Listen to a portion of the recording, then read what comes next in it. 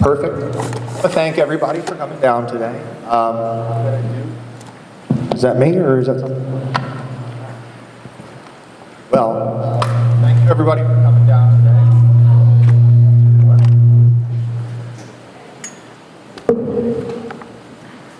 Thank you everybody for coming down today. I appreciate everybody's attendance. As you may have seen, we've put out around 10 additional pages in the ordinance. I don't know if anybody's had a time to review a whole lot of stuff. We were working on that actively until like 1:30 today.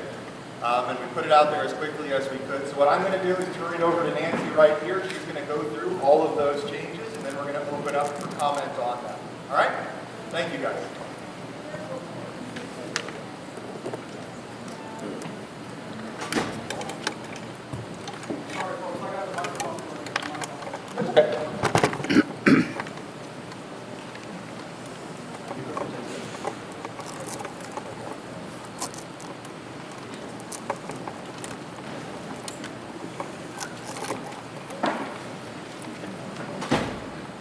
Are we okay with the sound? Okay.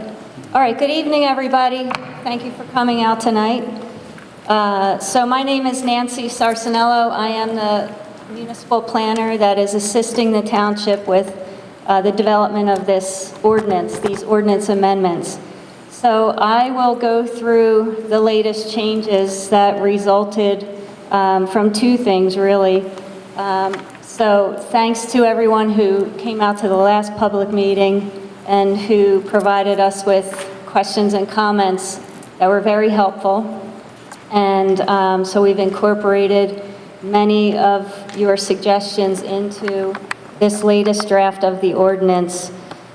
We also had some other experts helping to update the ordinance. They have been working on this as well, along with those of us here. And so some of their latest edits are included in this draft. So, with no further ado, I will begin. So, we have current draft dated today's date, January 12th, 2026. As Supervisor Bartolowicz said, this came out this afternoon. We were working on it all through the weekend, actually, too, and it came out this afternoon. So I will just update you on the latest changes, which are highlighted in yellow in the text. So we propose to add some definitions into the ordinance. These definitions deal with a new section on lighting that we are including, and we've also included some definitions on terms related to water resources.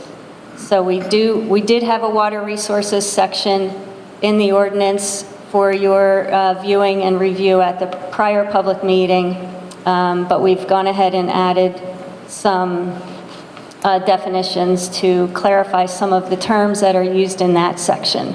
So I won't read through these, just suffice to say that these definitions are proposed to be added into the existing zoning ordinance. Okay, so I'm just going to keep scrolling down until I hit some more yellow, so bear with me.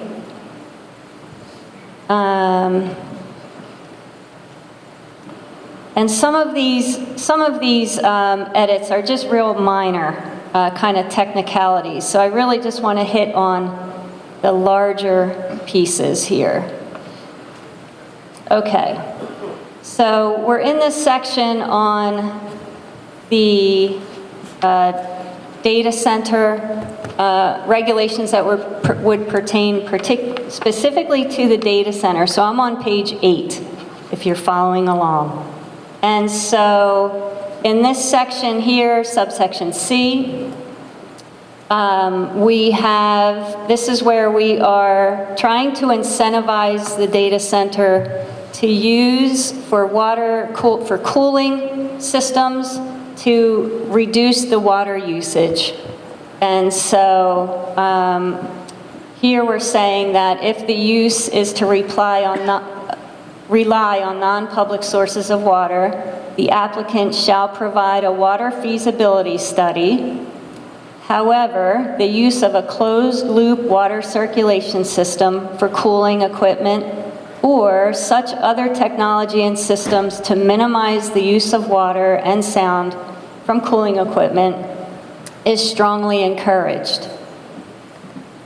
Now, we go on to say that if the use of those technologies would reduce the water consumption to less than 10,000 gallons per day, then the data center applicant would be exempt from having to do a full water feasibility study.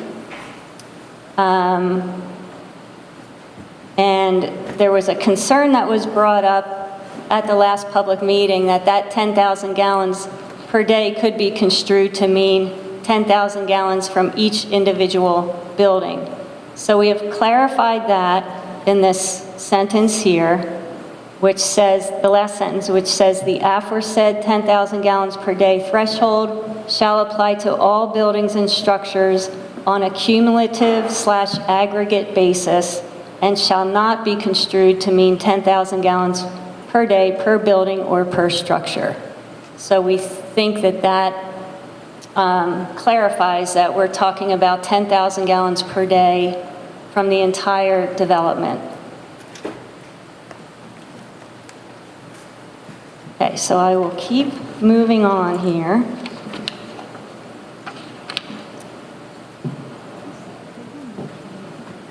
Okay, so now I am on, bear with me as I scroll around here, page 10.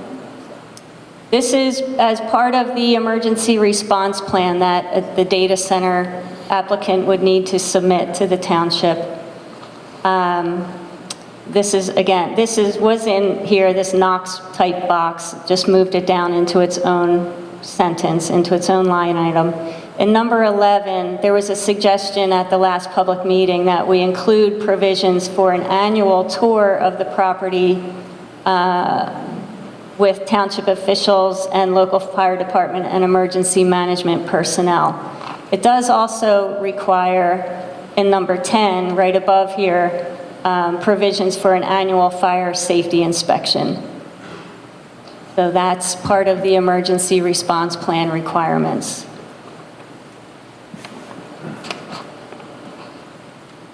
Okay, keep going. Okay, lighting shall comply with the standards in section 240-48. So there it's telling the data center applicant that they need to make sure they look at that section of the ordinance. And so we'll get there. Okay, so here we are. Bottom of page 14 starts control of light and glare. Now, the current zoning ordinance has a section number 240-48. I had mentioned that at the last public meeting. But this was a concern that came up from, I think, at least one community member at the public meeting. And so we went back and took another closer look at that existing section, and we have gone ahead and we propose to revise that existing section to update it to more current standards and to strengthen that section. So, and it was easier to just say that we're going to delete that entire current existing section and put this new one in, which includes some of the current language, but also includes newer updated language. So, for lighting, this would apply to all sources of outdoor light installed or replaced within the township after the effective date of this chapter, including lighting for residential, commercial, industrial, recreational, and institutional uses, signs, billboards, architectural, hardscape, and landscape lighting, so pretty much everything. Any existing lighting that has been installed prior to the effective date of this chapter is considered a nonconformity. So that lighting can continue until such time as it's deemed to be a nuisance or the land use changes. There's one other condition, which is further down below, which we'll get to. Okay, I won't read through all of this, or we would be here for quite a while. So this is the next couple of bullet items here are saying that, or number 2 and 3 are saying that any lighting that's required for safety or security for motorists, pedestrians, and so forth could be required by the township. Any kind of lighting controlled by the FAA or PennDOT is exempt insofar as those federal or state regulations preempt the local regulation. Okay, so this section goes on to regulate the height of lighting. And so let's think about how this would apply to uses like recreational uses and other types of lighting that, you know, you don't want it on poles that are really high because the light might just be dispersed over a broader area. It addresses the diffusion of light. So it's saying that any luminaires or light sources need to be shielded or covered in such a way that it controls the diffusion of the light. And then section E is referring to shielding, direction, and light spillover. So again, all the lighting has to be fully shielded, carefully directed and placed to prevent glare, to prevent light from shining into the eyes of passing motorists, and to prevent light from projecting skyward or beyond the area intended to be illuminated. So here we're trying to, and this is what current practice is to focus the lighting downward and not up into the sky or horizontally into the eyes of motorists or into neighboring buildings. And this subsection 1 here is what really controls that. So you have the key points here are that the light fixtures have to be fully shielded so that it directs the light, and then these are some kind of statistical measures that that also say what the light direction has to be. And then subsection 2 here is an actual measurement of light trespass. So this is an important one. Light trespass shall not exceed 0.1 foot candles at any adjoining property line except for illumination of public rights-of-way or where otherwise permitted by this chapter or the Penn Forest Township Code. And then this is how the light trespass is measured. So it's measured along all of the property lines, both horizontally and vertically. So this is where it gives an actual concrete measurement of the limit that lighting can be at the property line of the use that's emitting the light. It regulates lighting on outdoor canopies like gas station canopies and drive-through windows and so forth. Lighting of horizontal surfaces, so these are things like parking areas, vehicle sales areas. There are regulations for lighting of non-horizontal surfaces, so these are things like you know, a light that might be pointing up at a wall or a light that might be pointing up at some trees, like landscape lighting or lighting up a statue. So again, trying to prevent as much of this light from going up into the sky as possible. Architectural lighting, same idea. Spotlights and lasers. Flood lighting, spotlights, high-intensity lighting. And you'll see that in some of these cases, there's a limit, a time limit that's saying that these lights need to be extinguished by 10 p.m.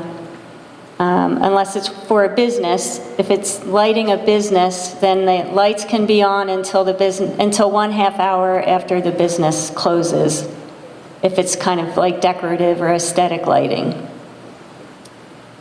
Okay. In terms of the illumination levels, so how intense can these lights be? That is laid out in the Illuminating Engineer Society Lighting Handbook and Recommended Practices. So in that handbook, it says that for different types of lighting and different types of uses, it gives the actual like lumens or different measures of brightness and intensity that the lighting should be given those different uses. So the township is referring to that handbook as the guide for how bright the lighting can be. Color temperature is another measure. So 3,000 Kelvin is kind of like a warm white, yellowish type of light that's emitted. So it's, again, trying to just not have real intense lighting. Automatic control. So this section is saying that any kind of lighting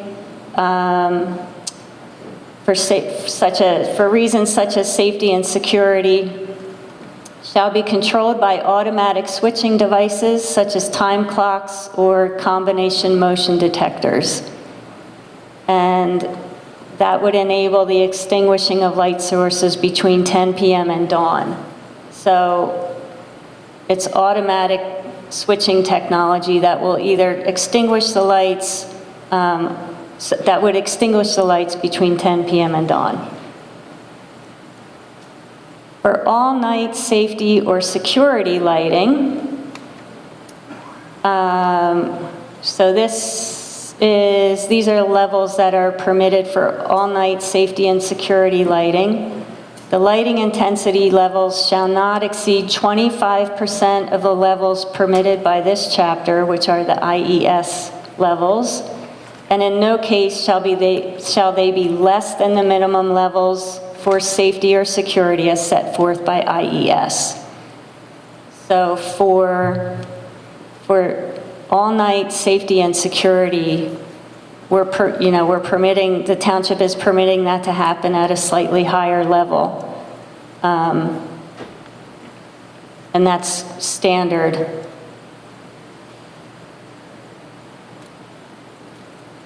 Let's see, the use of greater than 25% of the lighting intensity shall require approval by the Board of Supervisors based on the unique nature of the use or elevated area crime or safety or security risks.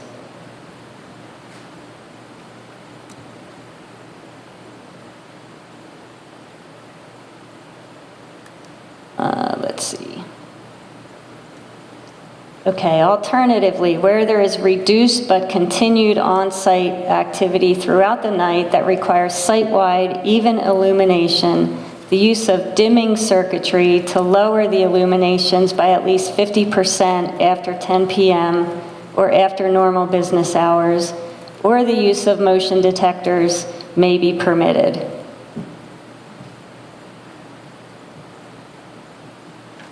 Okay, let's see.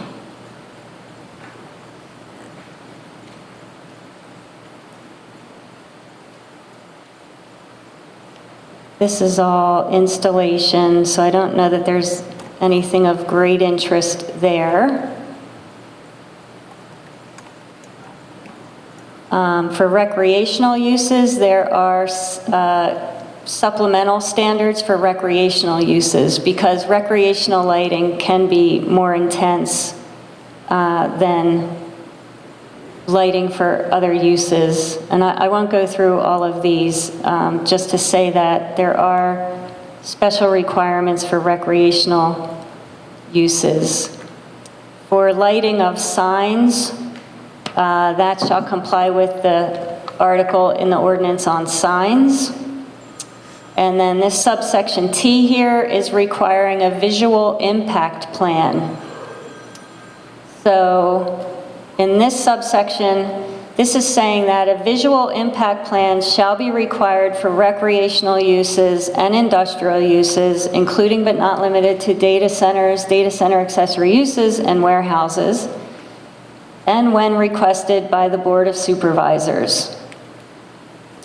And so this would require an applicant for a development, a recreational use or an industrial use, to submit to the township a visual impact plan which requires specific information on the layout of the site, where the lighting would be installed, what type of lighting is being used, and other information on that, the frequency of the lighting, the hours that they're proposing to have the lights in operation, and so forth. So this would all come to the township along with the application for development, along with a lighting plan submission.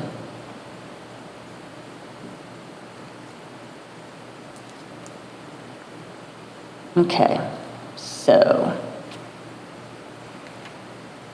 post-installation inspection. The township has the right to conduct a post-installation nighttime inspection to verify that the lighting plan and the visual impact plans comply with the requirements of the ordinance.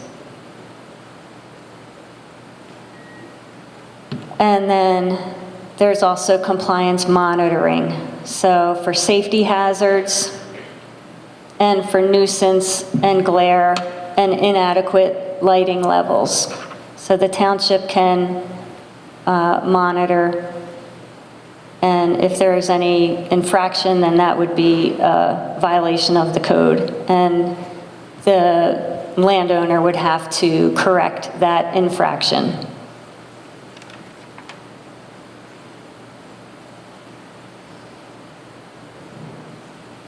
Okay, I'm gonna pass through this street lighting dedication. So again, the lighting plan, the lighting section, the overall intent is to try to minimize the impacts of light on the sky and on neighboring properties, and to require that for, again, recreational and industrial uses, that an applicant for development would submit the lighting plan and the visual impact analysis in cases where that's required. Okay. All right, so now we're into the woodland protection and replacement section. So I am on page 22. And this came up, I don't recall if this was a result of the last public meeting. I believe it was. So this subsection 5 here, we added more on clear cutting. So subsection 5 says, each building or structure shall be laid out and constructed in such manner as to provide the least alteration or disturbance necessary of existing woodlands and other vegetation. Clear cutting shall be minimized and trees shall be selectively removed.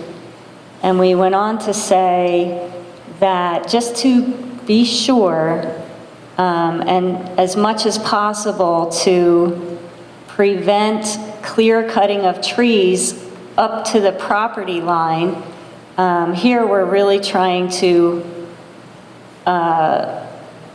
encourage the developers not to clear cut along the property lines where there's existing vegetation that already serves as a natural buffer and screen for the use that would be being developed.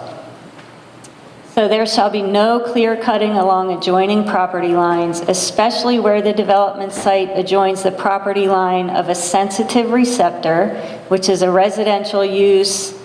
There's a list of sensitive receptors: residential uses, schools, assisted living, nursing homes, and those sorts of uses, or if it's along a zoning district boundary, except as needed to accommodate the minimum width required for ingress and egress to and from the site. So we have to allow some clearing along the property line in order to allow access to the site, but the township would like that to be minimized.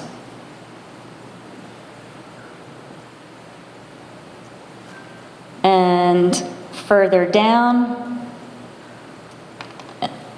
under this section 7 on the bottom of page 22. So 7 is in determining where necessary woodland disturbance shall occur. There's going to have to be some, in most cases, there will have to be some woodland disturbance in order to build the use that the developer wants to build.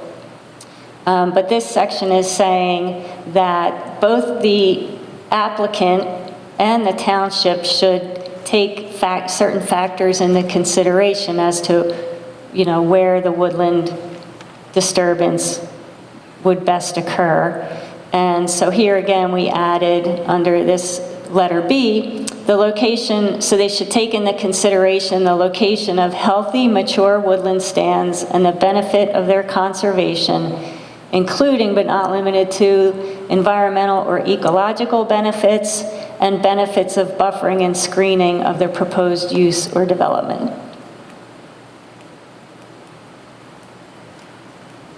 All right, moving down.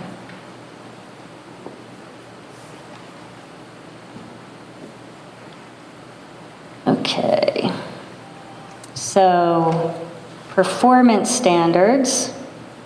Just some clarifying language that where applicable, an impact study shall be required in accordance with 24068. Okay, so the performance standards pertain to air quality, fire and explosion hazards, glare and heat.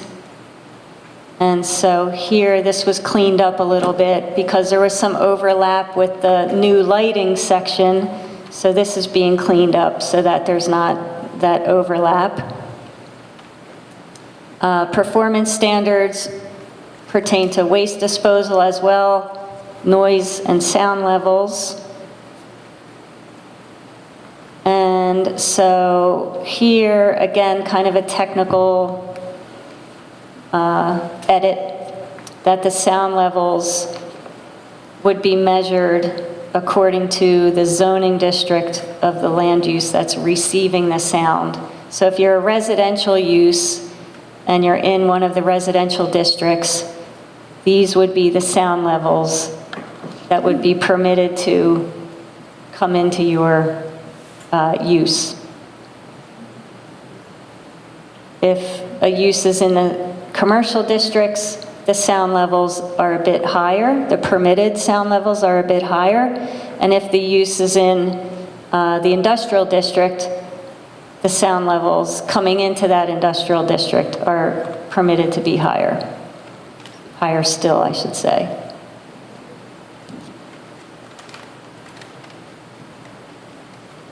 Okay. And then I'll just back up here. This subsection 3 is saying that when it's required, a sound study shall be conducted in accordance with 24068. So in this section 24068, which is further down, there are requirements for conducting a sound study. So if, let's say, there is a complaint of noise, it says how that has to be done. And same with vibration.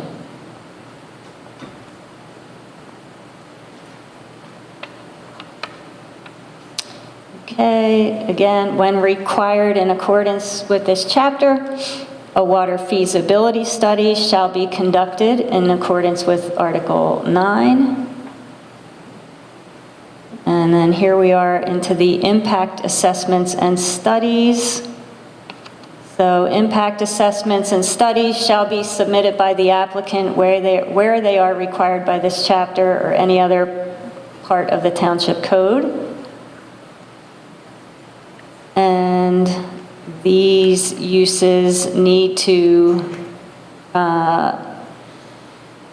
submit impact assessments and studies. So these are basically industrial uses, and then here are other uses that use large amounts of water. This section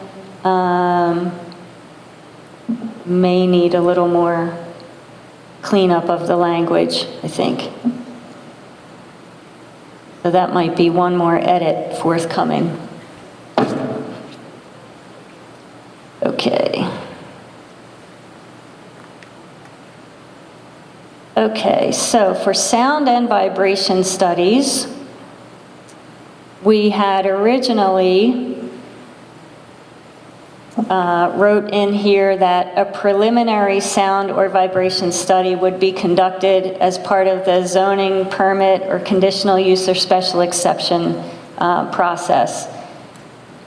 That language has been modified to say that a sound modeling study shall be conducted to demonstrate that the proposed development will comply with the noise requirements that you saw earlier that have the decibel levels for each zoning district, and that the cumulative/aggregate noise emission from the proposed development will not emit noise beyond the development boundaries or any property line of the proposed use that is in excess of those limits.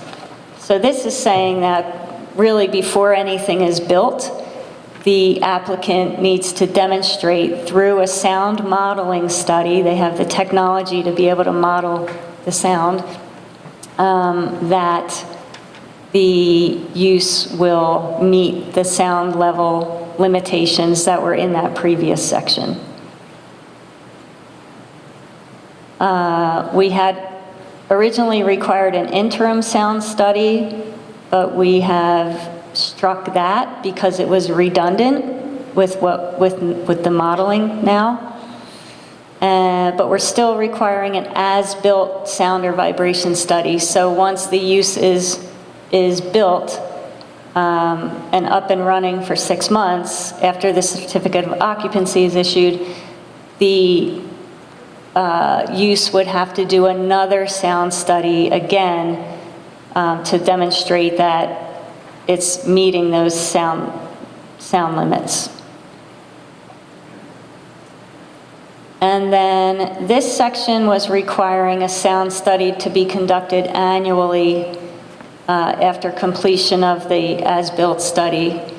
That is, we're proposing to strike that out. And so it would really be any noise complaints that would trigger any other sound studies that would be required.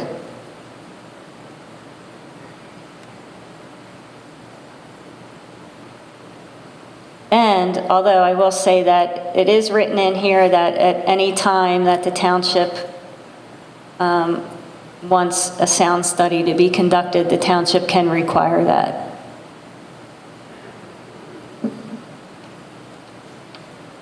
Okay, the water feasibility study. Okay, I think the big change here, well, so there are some changes in terms of the process that are a little more technical. So here we're saying that the applicant for the use would go through a 3-step process to determine whether or not the water source, if it's a groundwater source,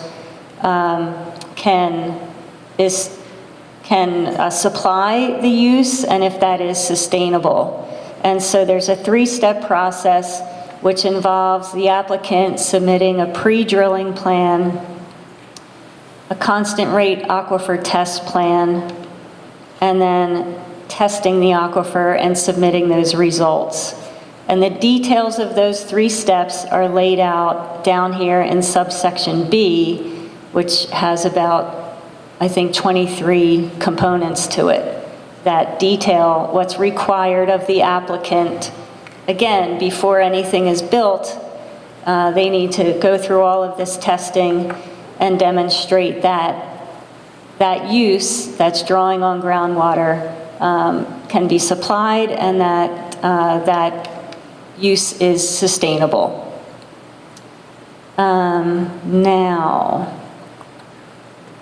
okay, so I think a main concern that arose at the last public meeting deals with what we have here in this subsection 8.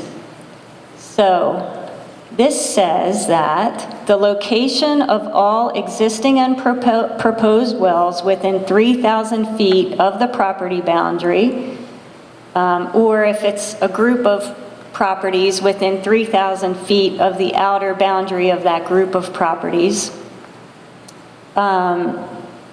would have to be shown. So the applicant would have to show the locations of wells within those 3,000-foot areas, and then notify those property owners, and with the property owner's permission, test their wells and get basic, like, baseline measurements. So there was a concern raised and having to do with the 3,000-foot boundary and whether that was adequate. And so we have modified that to say, basically saying that if the area of influence, which is the area of the hydrogeologic, of the aquifer, let's say, so if the aquifer boundary and the effect of withdrawing water is larger than 3,000 feet, then all of this data has to be provided for whatever that larger area is. And so this is based more on a scientific measurement of the aquifer and what area might be impacted by withdrawals from that aquifer. So it's kind of technical, but that is what this is really doing here. And so if you look at this last sentence here, if the potential area of influence extends beyond the aforementioned distances of 3,000 feet, then the location of all existing and proposed wells shall be provided for the area within the entire potential area of influence.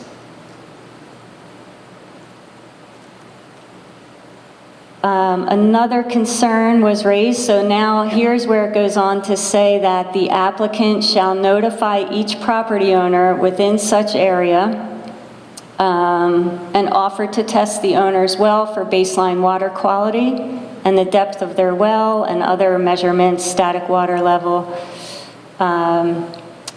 If the property owner grants permission to allow for water quality and well testing, the applicant, so that would be the application for the development, shall hire and pay the full cost of a professional to do the testing. And then we added this alternative in here as a result of some concerns raised at the last public meeting. So here we say, alternatively, the property owner may elect to hire a certified lab and professional geologist of his own choosing to collect the laboratory samples and well information, in which case the applicant shall pay the full cost of such services and shall include all such test results in the water feasibility study. Okay, and then this 3,000 feet measurement appears in several parts throughout the ordinance, and so in each instance, we went in there and said, unless the area of influence is larger, then the applicant will have to use the larger area of influence. So I think, so we have that covered. And some of these are just more minor edits. Minor technical. And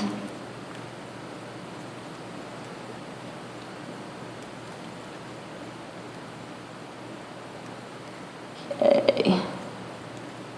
Bear with me while I scroll through here to see what else.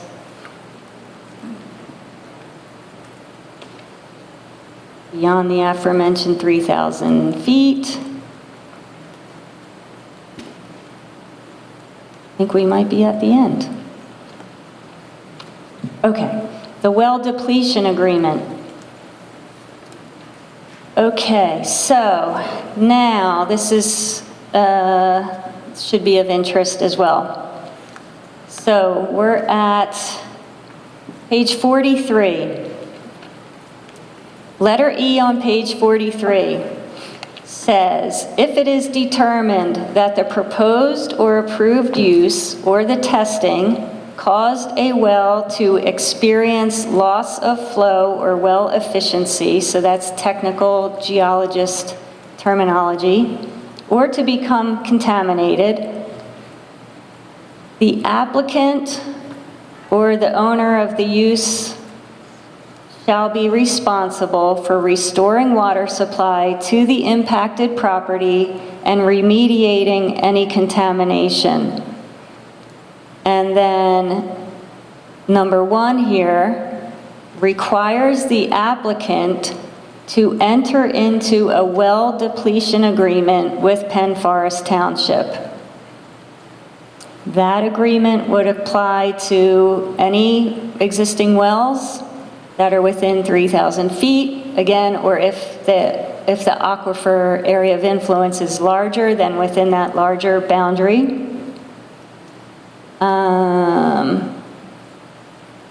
So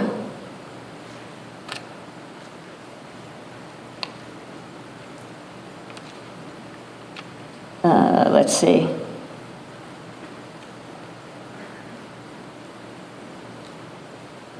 Okay, so if it's shown that the use caused depletion, or not depletion, what were the terms? Loss of use, loss of flow or well efficiency. Then, right, if you can see where the hand is, it shall be the applicant's responsibility to restore an adequate supply at the sole discretion and direction of Penn Forest Township. The applicant shall deepen the impacted well, drill a new well, or connect the affected property to a public water supply so as to provide an adequate supply of potable water as defined by the PA Department of Environmental Protection to the affected property owner. The initial determination shall be made by the Board of Supervisors based on recommendation of a qualified professional geologist with a focus in hydrogeology.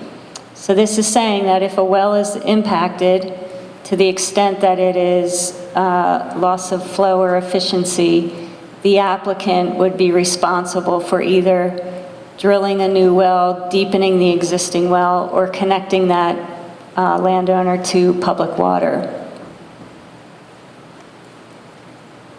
And then any expense associated with providing the affected property owner with potable water supply shall be borne by the applicant and approved by the Board of Supervisors, again, based on recommendation of a hydrogeologist. The applicant shall remain responsible for providing the affected property owner with a suitable supply of potable water for the life of the operation of the applicant's use. Any dispute concerning the responsibility or cause of loss of flow or efficiency shall be determined by an arbitration panel consisting of a professional geologist selected by the applicant, a geologist, or I should say hydrogeologist, selected by the township, and a geologist selected by the unanimous agreement with the first two arbitrators. And then the arbitrators shall render a decision within 60 days, and the arbitrator shall assess the cost of the arbitration proceeding. So that's to basically prove cause of the loss. Okay. So I think 6 and 7 are kind of legal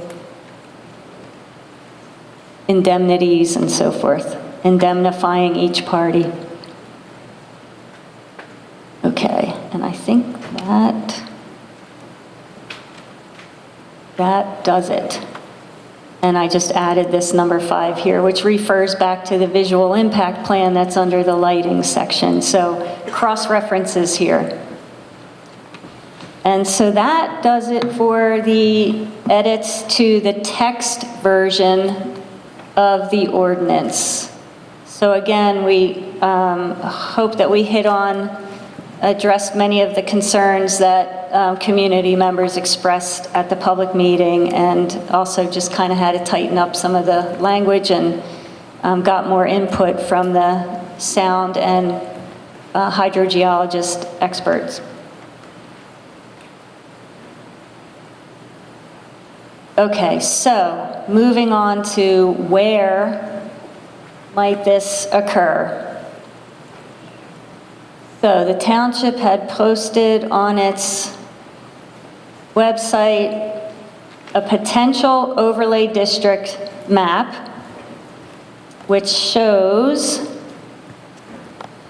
in this green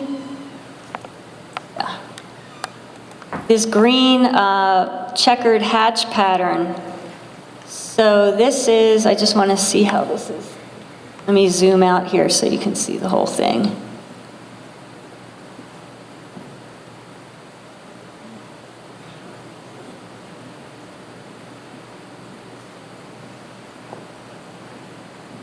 Okay, so what we're looking at here is we're in the southeastern corner of Penn Forest Township. We have 903, and that red area, that's the existing C1 district. Moria Rd is coming down here along this other arm of the C1 district. So this is running south into Franklin Township. We're here at Penn's Peak. And these properties that are shown in the green checkered hatch pattern, I'll zoom in on them now. Those properties could potentially be the subject of the data center ordinance provisions, the data center overlay district. So many of these properties are currently owned by the challenger. Many, but not all. How many acres? How many acres? So this is in total, I think just over 750 acres.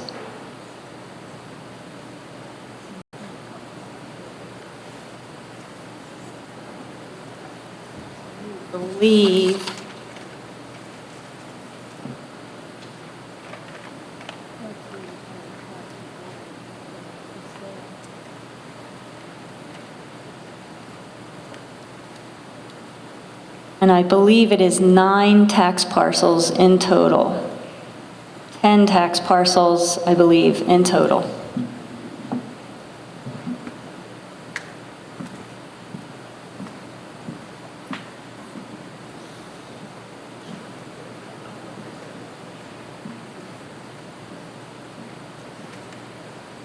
And so the supervisors and I and the team here, we looked at various areas of the township to see if there are alternatives. We looked at the industrial zoning district. Much of the township is in state game lands and other lands that are protected. And so at this point, although the decision has not been made, this is what is coming down to be what looks like a potential area for the zoning overlay district for data centers. To permit data centers on these parcels subject to all of those requirements that are in that text of the zoning ordinance.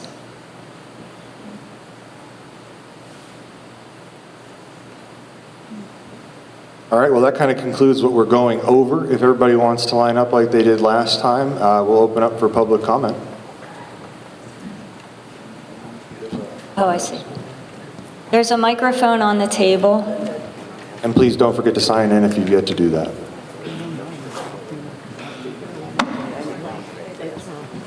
Good job. Okay. It's all online. And that's why I'm looking at mine. It's online. Hello, I'm Linda Chrisman. I'm president of Save Carbon County, which is a local environmental group. I realize by state law you are obligated to designate a reasonable site with an adequate amount of land to accommodate a data center. But I don't believe you are obligated to include 700 plus acres. The data center proposed for Nesquehoning sits on a 103-acre site, and part of that site is wetland. They are proposing 4 315,000 square foot buildings. Each building is 2-story. And that is a reasonably sized data center. So 750 acres is really generous. So that's my comment. Can I want to respond to that, actually. Do you know how many acres total are in Nesquehoning? I know that they're using 103 acres for their data center. That's it. I mean the municipality itself, because reasonable is dependent on the size of the municipality. So 100 acres might be reasonable for Nesquehoning, which is significantly smaller than Penn Forest Township. We sit at something like 46,000 acres. And the number that's typically seen as defensible in the courts is 1% to 2%. So that is between 400 and 800 acres. Well, how about cutting this in half and putting some more acreage over in the industrial area where you said you had some land, but you didn't think you had enough? It's a fair point. It's a fair point. But zoning 2 separate areas for this use means you might get 2 separate data centers. Well, you wouldn't get 2 mega centers. Did you realize that I think you've probably been informed that an engineer representing this site went to the Lehighton Water Authority and asked if they could provide 2 million gallons of water a day. That is an extremely big data center. Sure. And I don't know what the outcome of that was, but it would certainly be the cheaper route if they could get 1 million gallons of water a day from Lehighton. 2 million. 2 million. Sure, 3 million, 4 million. It would be the cheaper route to pull it from a reservoir than pull it from the ground. So I would assume that that would be the first direction they'd go, and that makes good business sense, but I don't think that worked out. Well, if they can't get it from Lehighton, it sounds like they're going to get it from the pull it out of the ground, as you say. I don't think that supports that. I don't think the groundwater would support a withdrawal of that quantity. But I'm not the geologist, and that's what all those studies are for. It seems to me that you would be better off with 2 reasonably sited data centers and 1 in the industrial district, which is what you've designated that place for in the past. That's what you've seen as a reasonable place to put industrial uses like this. So I again think that cutting this in half here and adding something to the industrial area of Penn Forest would be better. And that 103 acres in Nesquehoning also, that site included wetlands, and the data center developers were working around that. So they're not even getting the use of the entire 103 acres, and their data center is pulling 3,000 gallons of water a day. That's about average for a data center. Do we know what the setbacks are for the Nesquehoning property? No, they haven't made a formal proposal to the Nesquehoning Council, so they haven't gotten into that detail, but they have made promises of very good sound studies and maintaining the forested area around the data center. I'm sure they made a lot of good promises. Well, we have a list of their promises. When we take into account, though, all of the requirements that are on here, right, 1,000-foot setback, you're not going to, 750 acres is not 750 acres. There are some property owners that are right there in the middle between those two properties. I've made my point, so. No, thank you.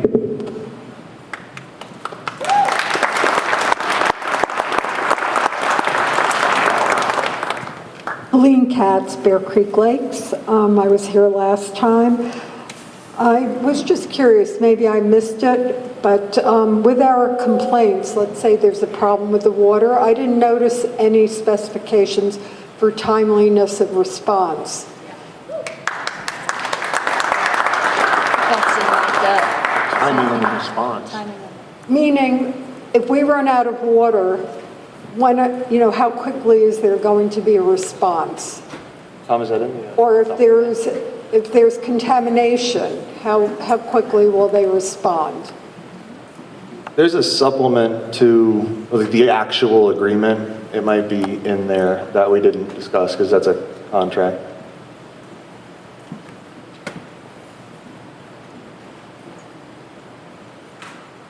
That's a good question. Okay, Christian, what the proposed agreement says currently, and I may be revising this a little bit tomorrow, but it says in the event that any property owner makes a claim against developer with respect to the property owner's water supply, as referenced here and above, declarant shall have 10 days from receipt of written notice from any such property owner within which to evaluate any such claim and advise the claimant or claimants and Penn Forest Township of declarant's position in writing. Let's see, in the event the Board of Supervisors determines that declarant is responsible to undertake corrective measures, declarant shall undertake and complete such corrective work immediately. In the event declarant does not do so within 5 days, that's when we'd be able to proceed against the financial security. So, 10 days and then 5 days. yeah, again, but I don't want to mislead anybody. If the property owner says, hey, we didn't cause it, obviously it's not going to go that quickly. But there are time periods within which we would know if it's going to go that quickly. But if not, then I did add provisions for going against the financial security and possible litigation. But if everything went, that they acknowledged that they were responsible for the ill effects on the well, then it would proceed fairly quickly. Is there a way to create an escrow? I know you spoke That's what we're about... talking. That's exactly what we're talking about doing. Okay. That's not in the ordinance. That is exactly what we're talking about. There will be what Nancy was going over. She was referring to those provisions about having a well depletion agreement. The well depletion agreement will provide for an escrow. That's one of the things I want to address tomorrow, which has to be done tomorrow because we want to get this to the County and Township Planning Commission in the next couple of days. But I want to try and address how much money would be placed in escrow in some manner, or at least set up a formula to do that. But yeah, money would be put in escrow. Okay. And then my other question has to do with, how do we know that we're within 3,000 feet? Because right now, the way the agreement reads, it sounds like the property owner makes the determination as to which homeowners to contact. And I hate to rely on their veracity. I would like to know that you guys are letting us know that we're within either Nancy's- the aquifer or the 3,000 feet. Should have that pulled up here. That said, remember that 3,000 feet can extend to what's called the theoretical area of influence, so take it with a grain of salt. So on the screen, let me just turn on another layer here. So that purplish area, these are the parcels owned by the potential data center applicant or the challenger. This parcel would be included in the overlay. This, Why is that included? Because that's mine.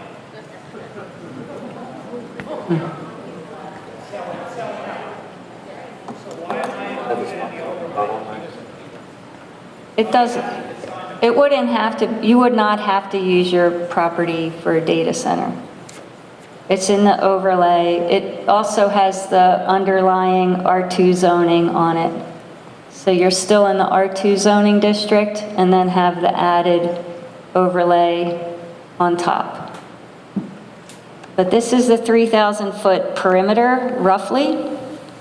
This green, bright green line. And then as Supervisor Bartolowicz said, that might not be sufficient. So if through the hydrogeologic studies and well testing and so forth, that demonstrates that the aquifer is a greater distance than any properties that would be within that that area of influence would be included. So I understand that, but Yeah. how will we know? How will we know? So the applicant would be submitting all of that documentation and mapping, and that would be verified by the township. So the township could engage with a hydrogeologist to verify that information. So that would happen during the application process before the development is even built, if it's built, if it's approved. Thank you. Hi, Holly Lang. We have property on Bee Hollow Road and in Franklin Township adjacent to your overlay. My question is, the zone of influence, I understand you talking about water, so while you're on the water, are you working with Franklin Township for the area that goes into that township? In your last slide. We don't have, we're not, but already. Don't have authority. Do we have authority to do what? Well, I mean, that requires, we can't zone for Franklin Township. We can't regulate. We could certainly talk to them, but I don't believe we have. I have not. I don't believe anyone has. Is there a plan for that? I'm sorry, I didn't hear you. Is there a plan for that, since I see that your area of influence goes into Franklin Township? And if it has to be extended, as it's seeming, when there's a geologist involved, you know, I'm greatly concerned about that. We rely on, our property in Franklin Township relies on underground springs and water flow from above. So how would your board propose to work with the Franklin Township and their residents? I don't know that we've had any discussions regarding that. I don't believe we have, no. I mean, we're close to Franklin Township, in geographically and personally, but. Well, your zone there goes into Franklin Township. Sure, that's, well, no, the area of influence right there, whatever that 3,000 feet does, the zone doesn't extend past Penn Forest Township. In all reality, I mean, Franklin Township would have to adopt their own zoning to regulate that slice.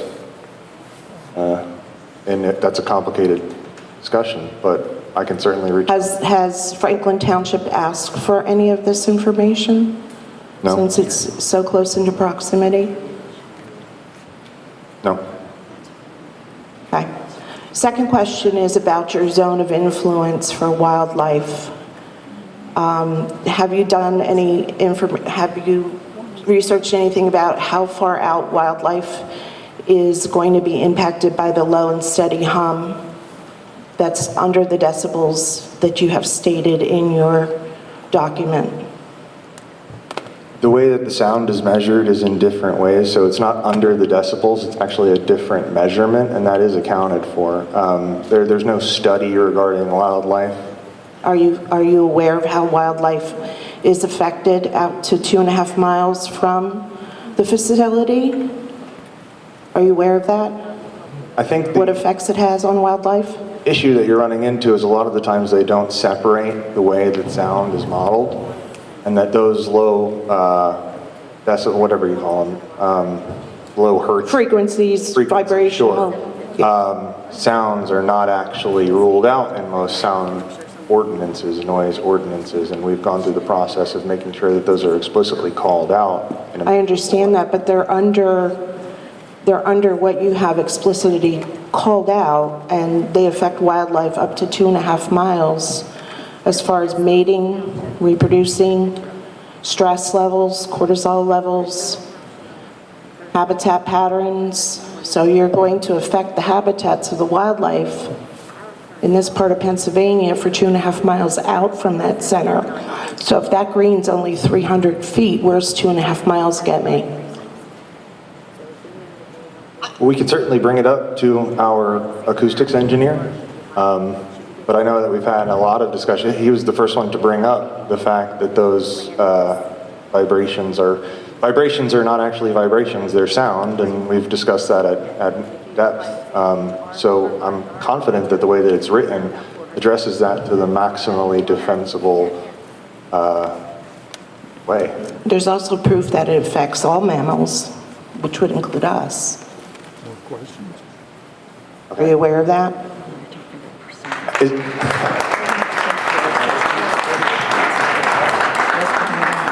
I'm the tree hugger here. Oh, no, that's great. I think Yeah. we all are to a certain Yeah. degree, but if it's not defensible in court, then we can't put it into a law. So if nobody's ever won a case saying that the vibrations made me do something, I'm not aware, maybe they have, but I'm not aware of that having happened. We can't legislate based off of that. I couldn't tell you the studies, but I'm pretty sure it's scientifically proven that it does. So just so you know that there's more than water, it's going to affect every part of our environment in this area, especially this great amount. What we can do, Christian, like I think you already said, we can discuss it with our sound expert tomorrow. Absolutely. And see what he I'd has be to say. interested in hearing what they have to say on the studies. Sure. Thank you. Thank you. Hi, I'm Stacy Bruggeman. I'm kind of new to the area, but I live up on Bear Creek. I'm actually up on top of a hill. So sometimes with 903, I usually hear some of the trucks as well. But I'm actually want to refer to the maximum sound level limits with your industrial being 75 and then at night it's 70. So being that it's a daily 7 a.m. to 7 p.m. and then 7 p.m. to 7 a.m., that's a constant level between 75 and 70. Given that the residential area is overwhelming surrounding that proposed site, can you be any stricter on those levels? So first off, it's not industrial, right? So it's not classified as industrial. We're not rezoning, we're creating an overlay. So we're not making that industrial. And it's also based off of what zoning district is contacted by the sound. So you would be in that 50, 60, or 45 to 55 as opposed to the higher numbers. So that would be the sound that's acceptable to hit an industrial district is that 60 and 70. The sound that's acceptable to hit a residential district is that much lower number. Okay, so they would be monitoring that outside the facility as far as the residential then? Right. Okay. And that's at the property line. So- Right, so just to clarify, so I have it on the screen here, so if you're looking at that table, this heading for that first column is the zoning district of the receiving land use. So the receiving land use is the land use that's receiving the sound.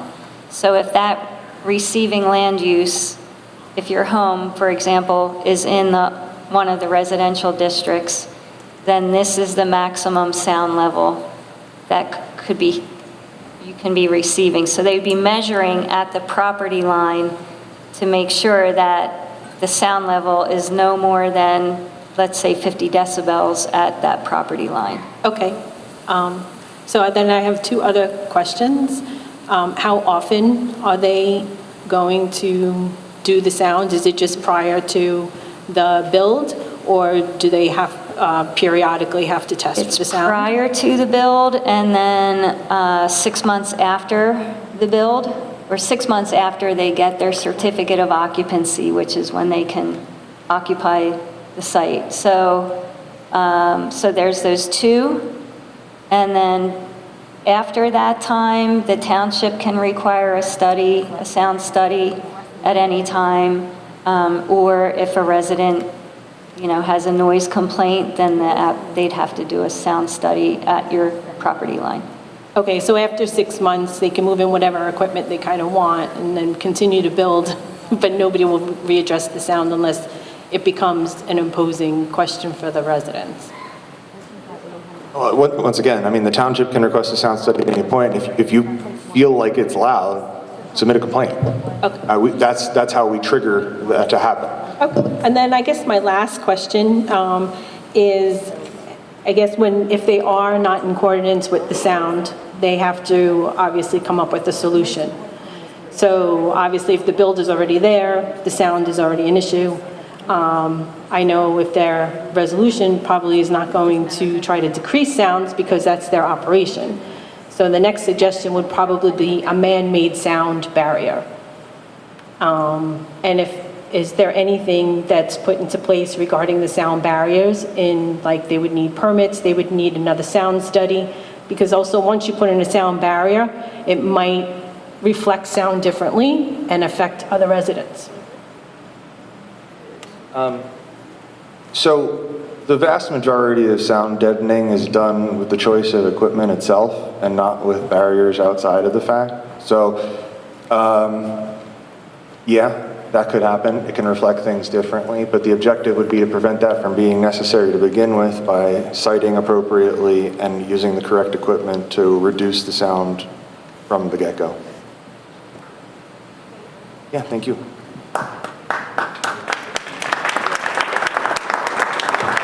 How you doing? I'm Joe Kafari from Mount Pocahontas. I'm pretty far away. But I got a question. I remember when I came to this first meeting, you said something about PP&L had to be sure that they could supply enough power to that. Was that correct? Did you write that or say that? Because what I'm trying to say is what happens, let's say for instance, we get charged the system improvement in our electric bill. Now, if they got to build substations and everything else to supply them with extra power, that's even going to be more buildings and everything else. Does PP&L have enough power at this current infrastructure? It is in here that they have to get evidence from the power supplier that power supplier can in fact supply the power that they need, so that is in here. I'm looking. But at the current infrastructure, because I could say, Yeah. oh yeah, I could build you a race car, but the thing is, it's you can't take a Pinto, a four-cylinder. You know what I'm saying? They might have to put a bigger substations in and everything else. Yeah, I think it all truly exposes the inadequacies at the state level when it comes to the Utilities Commission and how things Yeah, the actually work. PUC, right, that's what I'm saying, and they got eminent domain, so. Unfortunately, we don't have the ability to regulate public utilities. Oh, I know you can't, I know, I'm not saying you can't, Yeah, I just mean in the sense that there's not a way that we can condition approval on them. but can you question PP&L if they would have to add infrastructure? And we can certainly ask. Because if they can't supply it, they might have to put substations in around, is what I'm saying. Or increased generation. It could be a variety of different things. That's well outside of my... And you know who's going to pay for it? We are. Oh, of course. There's no... There's no getting around that, right? It's unfortunate, it's the way the system's set up. Like I said, we come from it's not Right, but set up for the uses of today. is it a viable question you could ask them? We can ask, but we can't necessarily condition a project on what PP&L says, right, at the end of the day?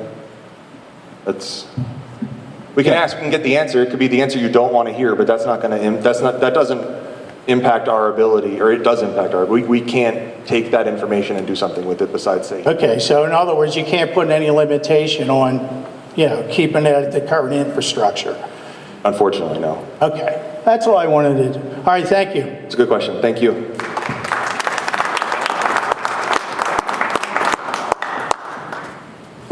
Hi, I'm Todd Luty. I'm from Bear Creek Lakes.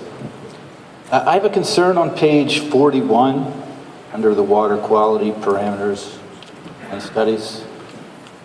Under, I guess it's 19B, we lay out the water quality parameters that we're going to have them study for the feasibility analysis and others in testing. My concern there is it's missing the three of the most important water quality parameters, particularly for up here, and that's temperature, that's the water, and that temperature conductivity and dissolved oxygen, both percentage and its amount. And those parameters can be found on any multimeter sonde that's going to pull the pH and the other parameters. So those aren't, and the most important one out of those for us and our purposes is the temperature. So any discharge to these streams, we're very fortunate, as you know, in Carbon County. Most of the country does not have the wild trout streams that we have. That's their number one parameter, is temperature. So whether they're discharging their effluent or discharging and holding it in a bay in a retention area and sending it off into what could be Silk Mill Run or that other drainage that does go into Franklin Township. I'm not sure which side the site's draining. But those are, we have wild trout streams, particularly Silk Mill Run. We change the temperature of that stream, done. So, Before you go, can you repeat the three things? Temperature? Yes, temperature. Conductivity. Conductivity, Okay. in both its forms. They'll know, the hydrologists will know what I'm talking about. And conductivity, dissolved oxygen in both its forms. So one thing regarding the temperature, I don't know if it's the Basin Commission or the DEP, they regulate all heated discharge as a pollutant. So that is automatically dealt with. Yeah, and that's what I was going to cite. It's in the paragraph before, because when you obtain those permits, they will be in there, but it's good to have it, I agree with you 100%. So I think the reason, though, why it's not there is because we can't step on those commissions, right? And if they regulate all discharges, right, then they own that. So we can't regulate what they regulate because they're the overarching authority. But that, to your point, it is addressed through those agencies. But those other two, we'll get in touch with our geologist and see if we can make that change, if that's something we need to do. Yes, because we don't know what kind of adjuvants or what they may be putting into the water. Great point. Excellent, thank you. Thank you.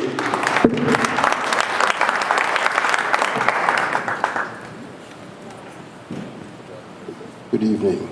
My name is Evan Spencer. I was here last time, and I'd just like to say two statements, one comment, but I'm going to begin with kind of like a statement / question. There's a lot of concern regarding water.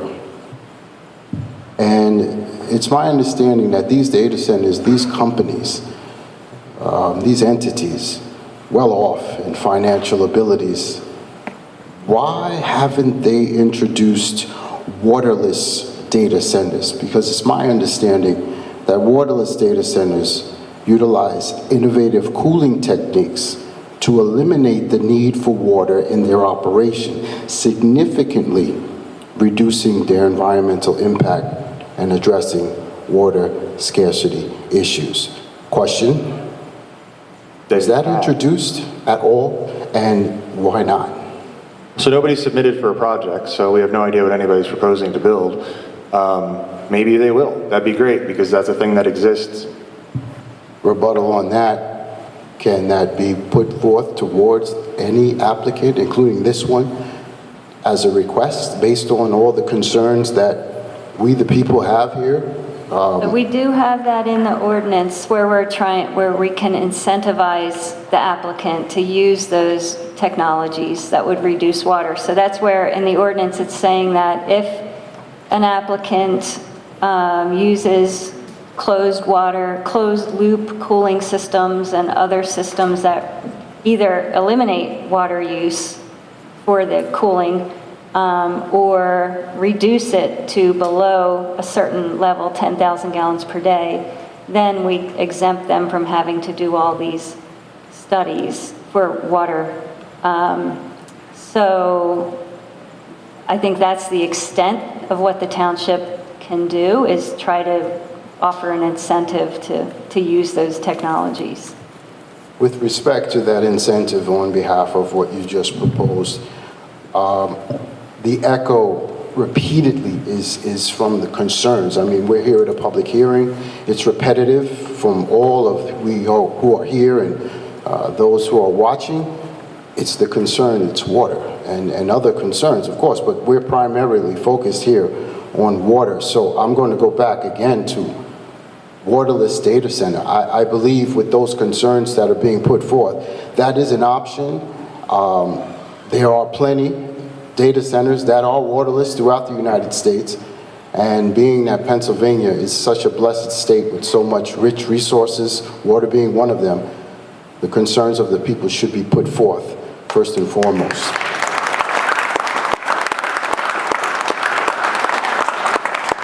Well, I think everybody agrees with you. I don't think that's a point of contention. The point of contention is that zoning can't regulate operations. We can strongly encourage it, which we do in writing, but we can't mandate that happens. That's just a restriction placed on us by the state. In the context of what you can mandate and put forth, again, we're here at a public hearing and we are putting forth concerns, and I believe those concerns are what should be put forth, rather, towards these applicants. It is pretty straightforward. It's not so much about regulating, in my opinion, it's about options. This option is available, and it should be sought out, stressed by all of you who represent township on behalf of the people as the government, and the people are speaking. I just strongly believe that should be put forth. Moving forward to the last of what I have to say, there are two statements. And again, I'm going to echo what I said last time in reference to what we have proposed today. I do not consent to your proposed ordinance of the Township of Penn Forest amending Chapter 240 zoning of the Code of the Township of Penn Forest and amending the Penn Forest zoning map draft dated December 26, 2025 and January 12, 2026. And I also do not consent to your proposed zoning map of Penn Forest Township amended draft dated January 9, 2026. And my last comment is to everyone, make your voice heard as a no, and tell them no, you don't want this, because that's what I'm saying. No, I don't want this. Thank you very much. Thank you. Vote them out. Vote them out. Vote them out. Vote them out. Good evening. Before we begin, I'd like to thank the Young Republicans for putting this out so people at home can watch this. Some people couldn't get here. I drove up. This is second home for me. It took me 2 hours to get up here. I had to leave work early. So this is obviously important to me. And I'd like to thank you specifically because you've been on Facebook posting stuff for us, you know, opening things up to the general public so we have a little knowledge. It would have been nice to get the draft a little bit earlier, but I get what happens, and you know, you got to do what you got to do. So I'm working off the old draft. All right, page 1, data center. A, if you want to go to that. Bear with me. You have on here, this use shall also include cryptocurrency mining, blockchain transaction processing, and server farms. Data centers and cryptocurrency mining are two separate things. Why are you including them all in one? Everything that I've found about cryptocurrency mining, they tend to squeeze all capacity out of their computing infrastructure, consuming vastly more amounts of power and water in the processing equipment. Why are we putting both in one? I mean, it doesn't make sense for me. I'm in the business world. I'm not in your guys' world. These guys, like, I have a business doing one thing, and you're just giving me the opportunity to put another business in there. Why are we doing that? Nancy, maybe you can, this is a pretty standard definition, right? There are definitions of uses that are accepted generally throughout the state, and this is one of those. I don't know if this is the one from Penn Future, or this is the exact definition from the model ordinance that is being used as a basis. From Penn Future. Right, so it's basically the basis for a lot of where everybody is getting their feet wet, if you will. So I looked up Penn Future real quick. I only read the first couple of sentences and I shut it down because Penn Future is basically saying that they want to have equity. Like, I'm not looking for equity. I care about my township here. I don't care about Penn Future's equity. So why are we listening to Penn Future for anything? They could be equity down in Glenside where those people are from. Yeah, I mean, at the end of the day, the law is, whatever their leanings may be, the law dictates what we're able to do, and that's how we are moving through this process under the restrictions that we have. If the argument is that maybe a definition is not as tight as it could be, that's fair. No, the argument, I'm not arguing. No, I'm just asking you. Yeah. Why are we using a company that's looking for something to do equitable when I'm worried about my hometown? I don't care about equity. I don't care either, and I don't really care that's what. Okay. Yeah, that's not a consideration for us. It's not equity in that All right, sense. that's, I saw that and I was wondering why we would use that company. It's a good question. So, page 2. Up top, first paragraph, it says, the use may include energy generation system used or intended to be used to supply power to the data center during normal operations. I'm not a lawyer. I'm not what this lady does. I don't do any of that stuff. But I'm looking at it, and it seems to me is, are they going to be able to provide their own energy, power, supply their own power on location? Is that what that's saying? Okay. So we're already fighting in a different part of the section, solar and wind. And then we're just putting in here, they can have power. And the most likely power they're going to have is nuclear. So they're going to get a mini reactor and throw it in there. I wouldn't say that that's the most likely thing. That's not something that is in widespread use at the moment. But we also do have existing regulation for solar and wind and a lot of those other generation capabilities and stuff we have to fall under that as well. Okay, why does that sentence need to be in there? Yeah, I think we didn't have an area in the zoning ordinance where we just addressed power generation. And I think the thought was, why don't we put those two together? That was the thought. It just doesn't make sense for me. Why are we making things broader when we should be tightening? I think, let me rephrase what Tom said. If it's not in there as an accessory use, that means we need to zone somewhere else in the township for power generation. It's just, that's the law as it stands, right? Okay. Can you say that again? So because every lawful use has to have a place, right? If we don't have that in there, then we need to zone somewhere else at the end of the day in the township for that use. Correct. That's it. That was our discussion. Answer. I'm sorry, say it again?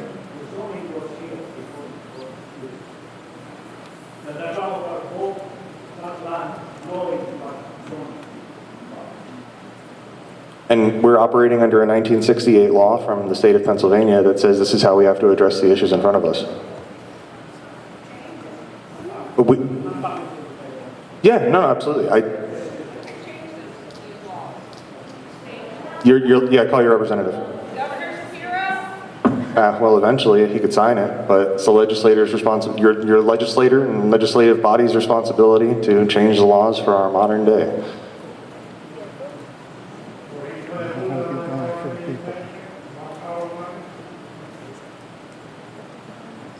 Hold my opinion on that. You want to continue? So, yeah, getting back to the energy generation system, that's it, it's staying in there, done, right? Right. Okay. All right, page 4, section C4, impervious coverage.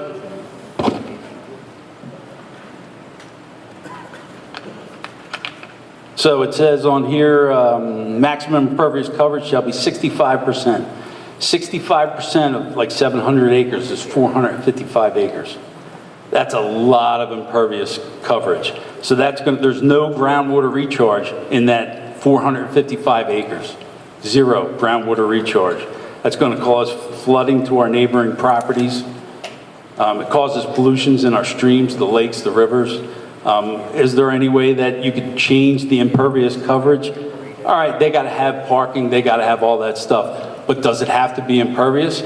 I mean, E.P. Henry makes geogrids that they could put down that you could still get water into the ground.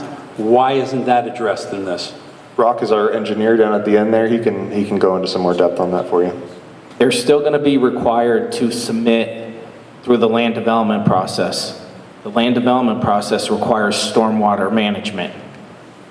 So just because they're allowed to have 65% impervious coverage does not mean they're not going to recharge the ground.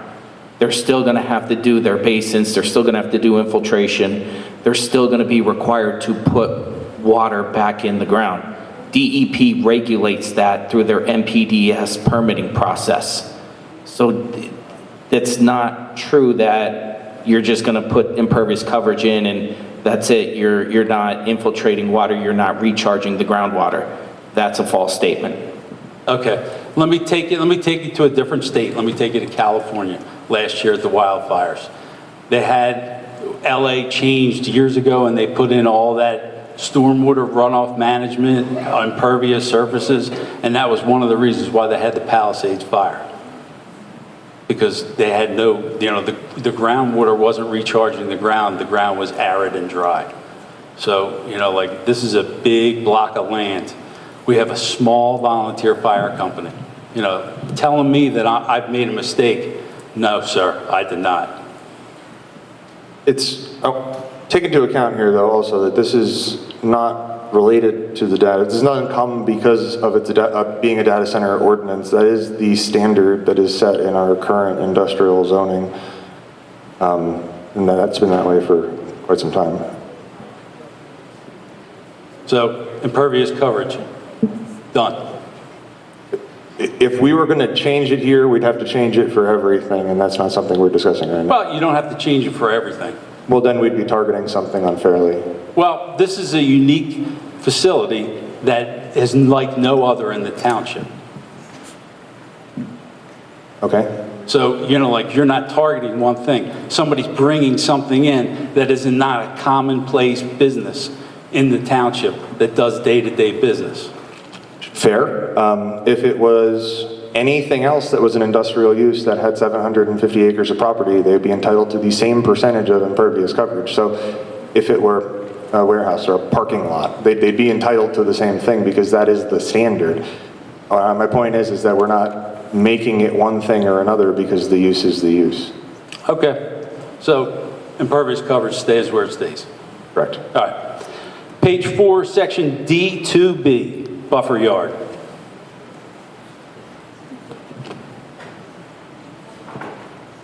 So minimum buffer yard, 100 feet shall be provided along property lines or in any case of assemblage or parcelage, blah, blah, blah.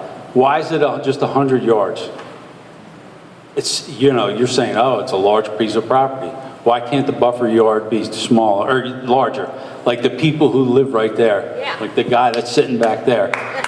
Why is it just 100 yards? 100 yards, or 100 feet, I'm sorry, is, what is that, 33 yards? So it's less, a little bit more than a quarter of a football field. No, I get your point. So That's nothing. Still, it's a 1,000-foot setback. I guess my question would be, what business sense would it make to clear cut all of that for fun? It just, at the end of the day, they can put that 100-foot buffer in that 1,000-foot setback, but they can't build into the setback, so why would you clear it? Why can't we just extend the buffer yard? Instead of 100 feet, 150 feet, 200 feet. Why are we holding fast on 100 foot on buffer? Especially then when it backs up to somebody's house. Imagine living there. I could not imagine living there and looking at this monstrosity in my backyard all the time. It's a fair point. I don't see a reason as to why there would only ever be 100 feet of vegetation, because it just doesn't make sense to cut that down from any reasonable perspective. Now, I'm not asking you to cut it down. I'm asking you to extend the buffer yard. If Okay. we're starting at the property line, you're going to 100 feet, and then they could do. No. Is that their building envelope? well, they could do, the building is a 1,000-foot setback, so there's a buffer of 1,000 feet around the entirety of the property. What you're saying is fair. I guess you could cut down that 900 feet of trees that you can't build on. I just don't see any logical reason as to why you would do that. Well, you would do it because you're there, the equipment's there, you're ready to go. Suppose this data center dies out in 5 years because they found out, we could store the exact same amount of stuff in the size of a house. We don't need this anymore. Now we're stuck with the behemoth building. But if they cleared all the land out already, they're good to go for something else.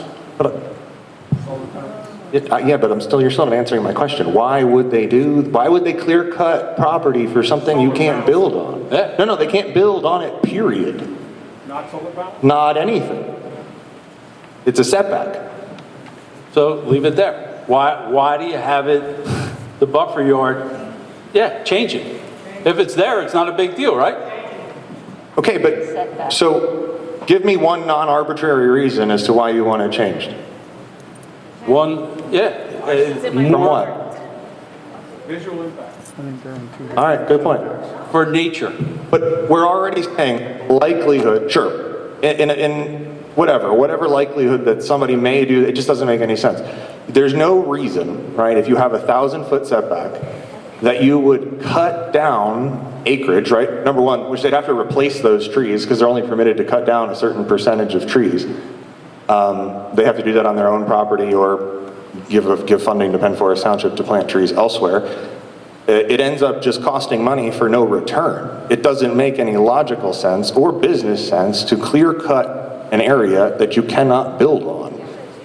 So if you look, so on the screen, I have it on the screen. So number 7. Okay, so number 7, data centers and data center accessory uses shall be set back a minimum of 1,000 feet from all adjoining property lines and road rights of way. That's the building. So that's, yeah, so none of the actual data center buildings or any of the other equipment that's ancillary to the buildings can be put within that 1,000-foot setback. I could have sworn that I read in here that they can have other things passed up to the 100-yard line, but they couldn't have like dumpsters, but they could have other things in there. Not in the setback, no. I will double check that to make sure. Oh, here it is. The buffer yard shall be free of structures, dumpsters, storage, display areas, signs, materials, loading, unloading areas, or vehicle parking. So the buffer yard is only 100 feet. So anything past 100 feet, they could have dumpsters, storage, display areas, signs, materials, loading or unloading areas, or vehicle parking. And that's section D2C.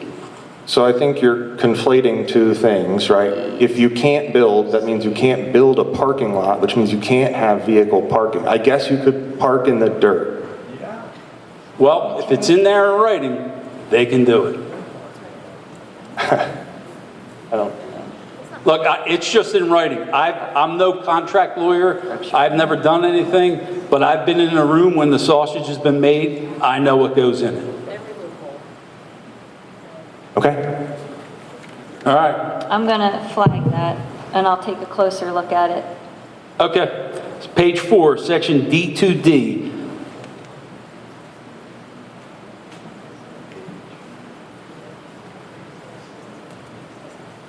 Earth berms.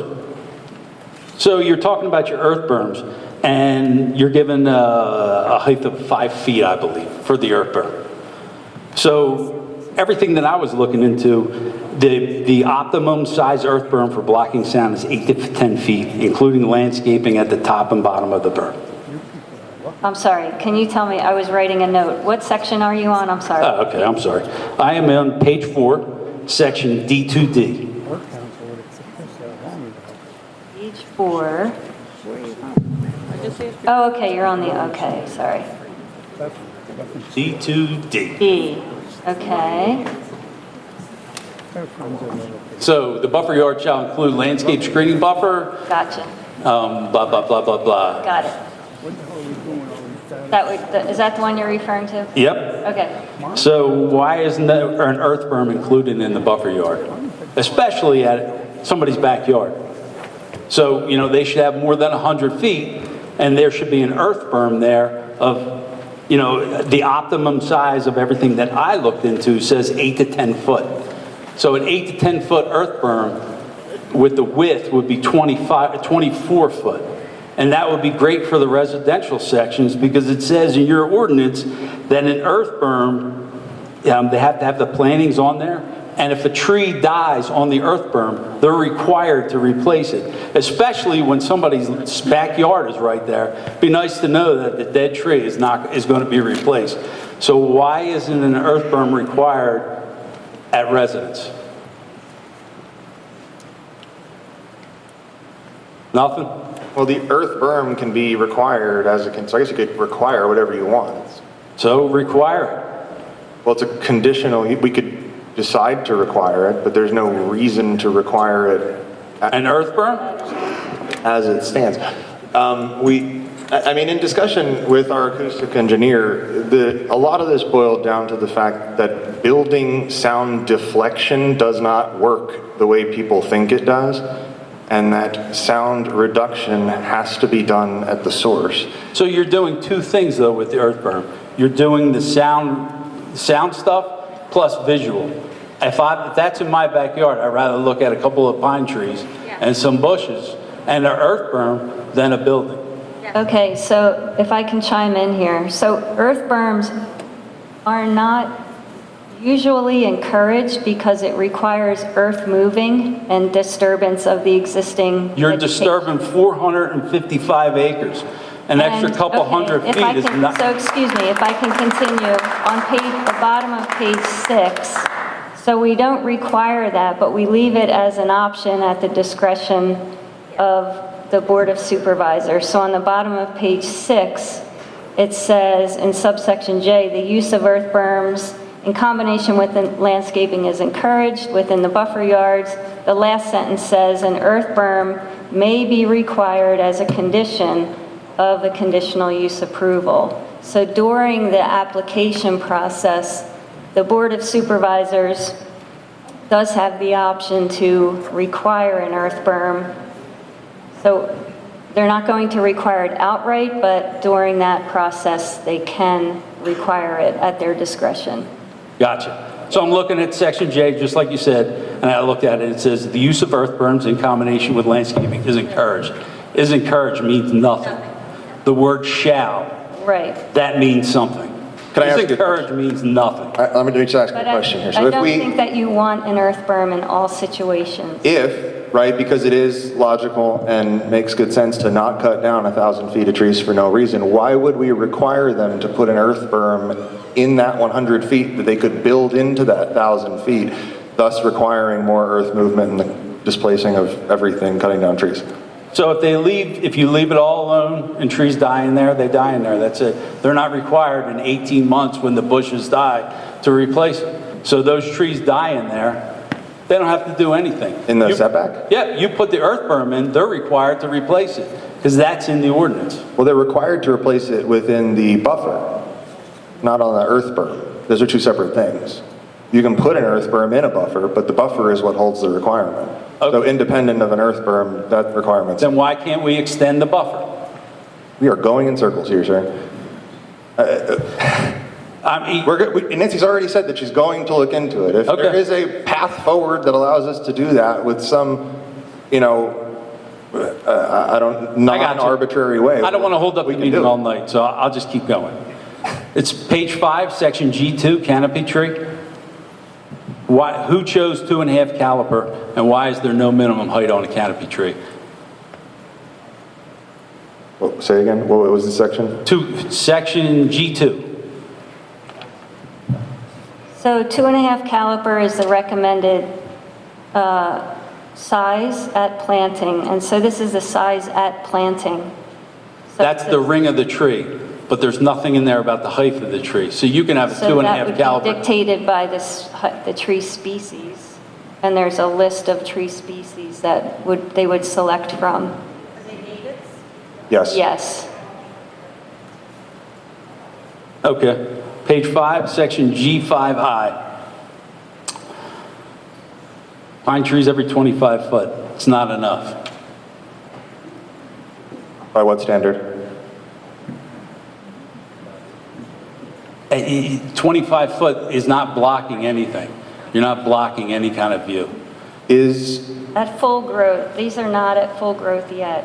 But irrespective, the entire forest is not made up of pine trees, so the ultimate objective is to put together a mixture of trees that represents the native area. It would look more out of place to put 100% pine trees in a row than to try to rebuild a forest. Well, you got to look out for, I understand what you're saying, but again, if I had a home that was right back there, I'd rather look at an unnatural row of pine trees, blocking something. Like we're not doing anything for the quality of life of the people that are living there. So these sizes are at planting, so they're young trees when they're planted.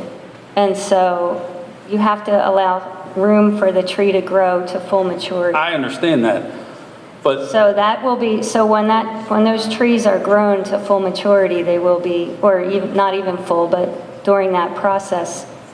so is there They some will kind of fill law that that says space. every 25 foot, or is that, where did 25 foot come from? Did you guys dream that up, or is that like a state law, or?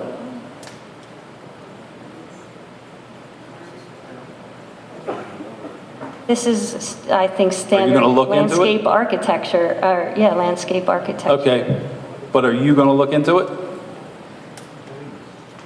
Okay, so she said yes, she would look into it. I appreciate that. So the next thing I'm looking at is page 6, section 3A, equipment screening and fencing. How many pages are there? I hope not. So it says on there rooftop mounted equipment, but it doesn't say what kind of screening it's going to be put on rooftop mounted equipment. I'm pretty sure it says a solid fence, a screen wall, or a panel, a parapet wall, or other visually solid screen. Okay.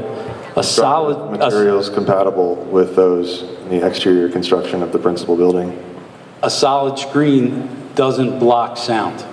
A solid screen only blocks the vision. Yeah, absolutely. So equipment design blocks sound at the source.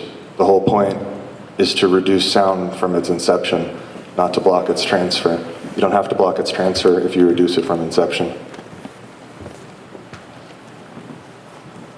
Gotcha. Page 7, number 5. 45 pages. I'm sorry. Yeah, it's number 5, the top, the first one, visually solid fence wall panel, blah, blah, blah. Let's see. It doesn't have the type of material that the visually solid fence is.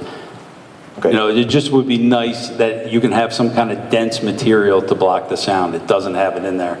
I want to ask here real quick though, how many more pages of this do you have? Because I don't want people to feel like they're being disenfranchised and prevented from speaking because we're giving you over an allotted amount of time to continue on. And I appreciate that. So I'll get on to, I'll pass power supply. No, that's great. I just want to make sure, though, that everybody has the ability to say what they have to say. You know what it is, too? That's great. I don't disagree with you. Oh, well, all right, then. You know what it is, too? I understand what you're saying. Yeah. I pay $8,000 a year in taxes to have a house here. Sure. I want my say. I use 0 services. I don't even take my trash to the dump. I take it home with me. So this is my 5 minutes of $8,000 a year since I've owned my property. You go longer than 5 minutes. So, I mean, for expedience, I'll go through it. Data center, how will it be fenced? You didn't talk about that. Noise and vibration, you changed that whole thing. Let's see, okay. So under noise and vibrations, you had no wording on resilient mounts and flexible fasteners on exterior equipment and piping. So I'm trying to block noise and vibrations. You know, there was no wording in there about those mounts or flexible fasteners. There was no wording on the old one about dampers.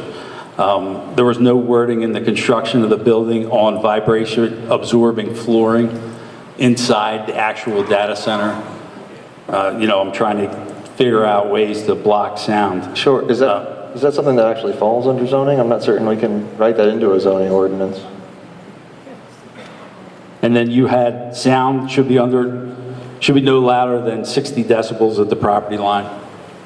Is that my understanding what you said, that's what it's going to be in a residential zone then? It's in the current, whatever is in the current draft So tonight. a residential 60 decibels.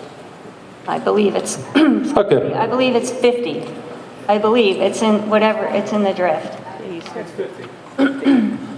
All right. You were talking about water and sewer at 10,000 gallons a day for the entire complex. That's great. Water feasibility study. Do you need to put the water feasibility study back in?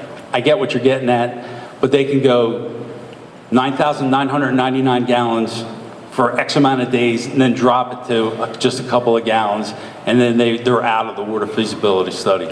We live up here. We need the water feasibility study. I don't think that's asking that much for a multi-billion-dollar business who's going to be there in the future. I understand that the people from Glenside aren't the multi-billion-dollar people, but that's who's going to be there, so I think that they could put it in there. In the most updated draft, we can condition that be provided based on our decision that we need it, irrespective of the wording says if it's less than 10,000, they don't have to have it. Yeah, so you remember going off of an old draft. The updated draft has Pull the new one updated up. wording. Pull the new one up. Sure, again. She just said it earlier today. She did. Nancy will get it up. Page 8. Yeah, page 8, okay. Thank you. Except that the Board of Supervisors may require a well depletion agreement or other data or information as a condition of approval. The aforesaid 10,000 gallon per day threshold shall apply to all buildings on a cumulative aggregate basis, blah, blah, blah, so on and so forth. So yes, it does exempt them, except that the board may require other data or information as a condition of approval. There's nothing that says that other data or information can't be a different study. All right, where'd you get the 10,000 gallons per day number from? What is able to be regulated under the Basin Commission rules, generally, or not preempting the Basin Commission. Okay, is there anywhere in that basin rule that says that we can't require a water study for less than 10,000 gallons a day? We're trying not to incentivize them. Say again? The whole purpose of this, right, is to incentivize your closed loop or water-free cooling systems. That's what provides the incentive. You don't need to give them incentive, because the closed loop, if that's the best way, they're going to do that because it's going to save them the most amount of money. So if they don't use water, like let's say they go air-cooled, they don't use water, why do you want them to do a water study? Because I want to know what the water study says. I think we all need to know what the water study, this is our water too. I get where you're coming from, but that you can't legally require somebody to do something to mitigate an impact that isn't an impact. That's how you lose in court. You know, sometimes, you know, you can't live your life worried about, I might lose that in court. I do live my life that way, because if the court decides that everybody gets to do what they want, then that's how it goes. You don't want to cede power to people sitting on a bench in Harrisburg. They don't care about us. They don't care about you. We need to maintain as much local control as we can, and this is how you do it. It seems like we don't have any control at this point. Thanks to the state of Pennsylvania. Call your representatives. And then, you know, like, nowhere in here, I don't know if this is legal, there's no wording of a reservoir. When it rains, they're going to have this massive center that there's rainwater that's going to come off of it. Why don't they collect the water into a reservoir and they could use that water too? Sure, makes sense. I mean, there is stormwater regulations in the existing land ordinance. We don't have anything like that in the zoning that put a reservoir. Because that's land development, it doesn't go in zoning. Okay. Hot water discharge, the guy talked about that. But getting back to the water thing, the 3,000 foot, you know, like, why is the 3,000 foot in there if you're saying that there's an area of, what is it, AOI, what is that? Influence, area of influence. Why don't we just say the area influence and get rid of the 3,000 foot? Because the guy that's got the well at 3,001 foot away from the data center is going to be the one that runs out of water, and then he's going to be SOL out of the AO1 or whatever. Well, it's a fair question, but what if the AOI is 2,500 feet? And what if it's 7,000 feet? Then it's 7,000 feet, and then we extend the studies to that point. But if it's 2,500 feet, we still keep it at 3,000 feet. Why can't you just say that number's to be determined upon the results of the study? Well, it is, right? I think it says that explicitly. But that you if already the study shows X, then we extend. So you're saying that the 3,000 foot is not a hard and fast line, and you'll change that number depending upon the study? Correct. It's a baseline. And it says that in there? Yeah. I mean, we could, fine, I could read it to you. No, I have no reason not to trust you. Power supply, let's see, choose the engineer.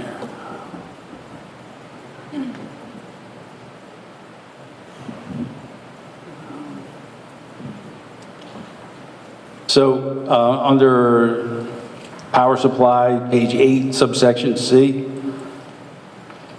it says the township may require the undergrounding of such lines where feasible and appropriate at the applicant's expense.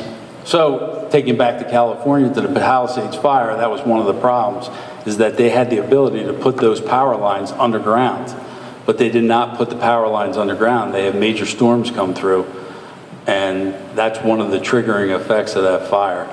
So, you know, like it says under your subsection C, the township may require. Why can't we change that to they shall?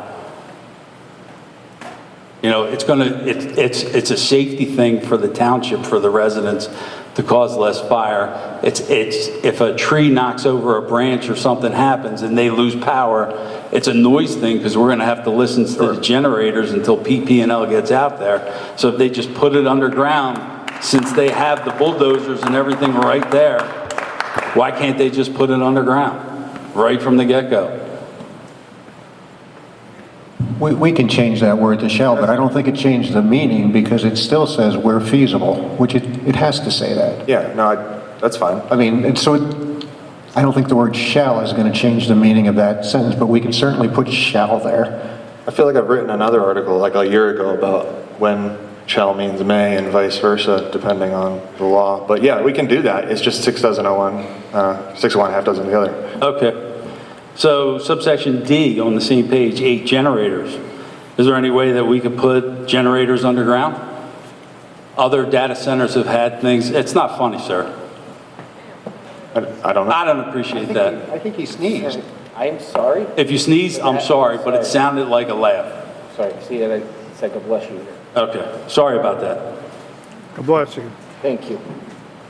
So generators, can we put them underground? I saw other data centers that were able to mitigate some sound stuff by putting the generators underground to keep the noise out. And then there's nothing on there about resilient mounts and flex fasteners for the generators to stop the vibrations.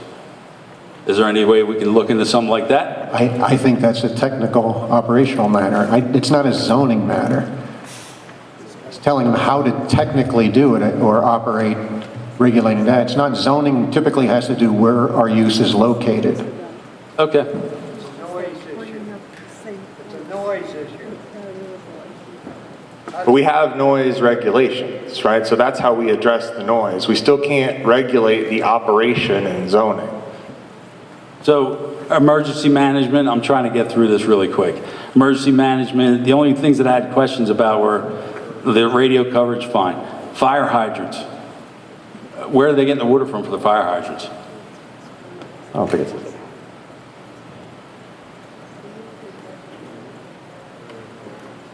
Yeah, they don't have to put fire hydrants in. If there aren't any, there aren't any. But if there are, if there's a way to do that. They're in the draft, so are they going to be required to have fire hydrants? Okay. It says identify the location of hydrants. So if there are no hydrants, then they don't have to. You can there are require none. static hydrants, just bury a tank in the ground. It's based on the square footage of the building and the number of structures you have, and the height of the structures. Just bury a tank.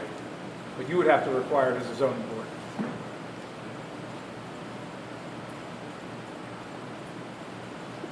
We can look into it. I'm not sure we can do that. Require it through zoning. Okay, I'm going to go to page 10, section F, the first F. Yeah, there's only one F. So it says, prior to issuance of certificate of occupancy, the applicant shall provide and fund specialized training and is strongly encouraged to provide funding for necessary equipment. So obviously, you can't say anything more than strongly encouraged to provide necessary equipment. Fire truck's $1 million, right? Depends, but yeah. So we're going to need specialized equipment for one company in the town. So we're all going to have to bite the bullet because somebody from Glenside wants to come up and put a data center in? You can't take a zoning ordinance and say you have to buy me stuff. Okay. All right, but you can say they have to fund specialized training. So you're saying they have to buy you stuff. It's not exactly the same thing, but... It pretty much is. You're saying you got to buy me training. One's an asset, one isn't. Yeah, I agree with Christian. You can't make them buy fire trucks. Okay. Architectural and design standards.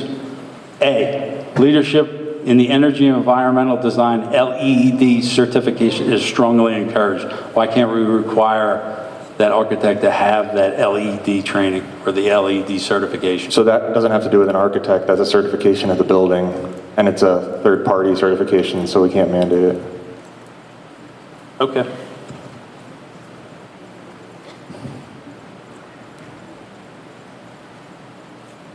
As a zoning board, can you regulate the height of the building? Yes. Do we have standards set already? Yes. Is there a reason to exceed them? What do you mean? Why do we have to, what is the height, what's the standard height of the building in the town? Why do you have to allow an exemption? I understand allowing an exemption for the building, for the type of use, but you don't have to change your building structure height, because it would require additional fire equipment. And in which case, multiple municipalities have provided fire equipment, many businesses have been providing fire equipment and buildings and everything, structures, for towns to do that. I'm not saying they wouldn't. That's not a reason you have to change the height of your set zoning standards for the height and the square footage of the buildings. We have one. I'm not sure, though, that the height of this building is higher than the building heights allowed in other places here, though. Not in that zone, it is. But when I memorize the zoning ordinance, I haven't done that. I'm sorry. We can look it up, though. Single family is typically 35 feet. We don't have, first off, let's talk about why we had zoning. Well, first off, let's get in line to make public comment. I'll just go to parking and loading. How come you're not requiring like a garage? You're saying they can have a minimum number of 3 tractor trailers on, but there's no maximum number of amount of trucks that are going to be allowed to be on there. And I get it, you can't put that in the zoning. Well, it's citing for a minimum of, you need to provide space for a minimum of 3. So Okay. instead of space for a minimum of 1. Can we put is there anything in there? Is there going to be a garage You're going to require a garage that the tractor trailer goes into for all loading, unloading to minimize sound? Because you're going to have the forklift out there going beep, beep, beep, beep. I would challenge you to give me an example where a data center loads goods into a tractor trailer. I have no idea. Me neither. Because that's just... But again, like through my 57 years of life, I found if it ain't in writing, it don't matter. They do whatever they want. We already have regulations to address warehouses, so if somebody wanted to put in a proposal to develop a warehouse here, it would be denied because it's not appropriately zoned for that. Okay. But that's a typical warehouse use, not a data center use. All right, let's see what else I got here. The landscaping of the main entrance, you have it's not required. Why is that not required at their main entrance? It's the beautification of the township. I'm not understanding what you're saying. Can you? It would be page 8, section E.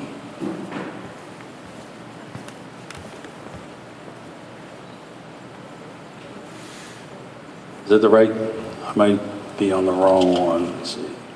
7. Architecture on the, I'm sorry, page 10.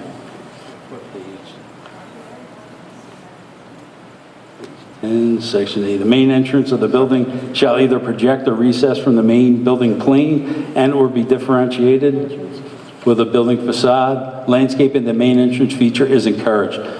2 things. The main entrance, why doesn't it project out? And the second, why isn't landscaping encouraged? And the reason why I'm saying why doesn't the main entrance project out is because you would have a sally port area. You would have 2 doors. It's a safety feature. We have limited fire and we use the state police. So if they had a sally port entrance, if somebody was coming in to do some harm in that place, at least they would have the ability to lock that person inside the 2 doors rather than just being inside the building right from the get-go. So it's a safety feature. Why we wouldn't have it outside. And the landscaping, why wouldn't you just require it? You're requiring all that other landscaping. Why wouldn't you just require it instead of saying you got to have landscaping around? Yeah, I mean, we could require it. That's fine. I mean, but at the end of the day, recessing or projecting is a measure of breaking up the uniformity of a facade. They're big buildings. They have plenty of room for sally ports. Okay. The reason why I said that, the block in is because we have state police protection. State trooper could be 100 miles away when it hits the fan there at the data center. I mean, what's going to happen? Because at the end of the day, a data center is going to be a soft target. You can get rid of all that data. Somebody might be interested in possibly doing some harm to that location. So. Tractor trailers we talked about, environmental impact. We talked about that. Decommissioning agreement, page 11. You have 2A.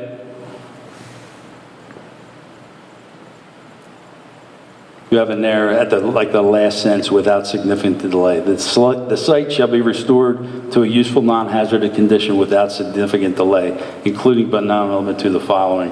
Why can't we have not a hard date, but like an example, it's closed on this date. All right, 6 months from now, you got to be working something, because when we're doing this draft, we have 180 days to do this, right? So, there's a time limit put on that. Why is there no time limit put on this? It's in there, number 4. If you continue down to... 3. Well, that's the one they use, No, presume. so look at number 4. The data center owner or operator shall at its expense have 12 months from cessation or abandonment in which to decommission the site and shall revegetate disturbed earth back to its pre-development condition. Okay. So 12 months. Got it. So under section 2A1, excluding principal buildings. So they got to remove everything excluding the principal building. So we're stuck with the behemoth. The building itself has multiple other uses, so we can't necessarily require them to take it down. It does have multiple uses, but it's surrounded by two-lane roads that aren't designed for heavy traffic like that. And a building like that, it'd either be a warehouse with hundreds of tractor trailers. You know, I get it. It's a zoning. There's nothing you could do about it now. No, it couldn't be a warehouse because the area is not zoned for warehouses. Okay. That'd be a change of use. What would be the use for that behemoth of a building? You would have to break it up into individual buildings. Yeah, I don't know. I'm not going to speculate about it. Okay. Then you have in under section 2 on page 12, restoration of the surface grade and soil after removal of structures. So are you just restoring the surface grade and soil, or, you know, what are we doing underneath there? Because they're starting off on raw land here. It has no contaminants, there's no concrete in there, there's no fill. The one right underneath that says revegetation of restored soil areas with native seed mixes and native plant species suitable to the area under the direction of a Pennsylvania registered landscape architect. Yep, that's the surface grade, but what about under the surface grade? You know, are we just going to let them chop up some concrete and throw some fill under there and say, call it a day? I would argue that you can't revegetate fill dirt.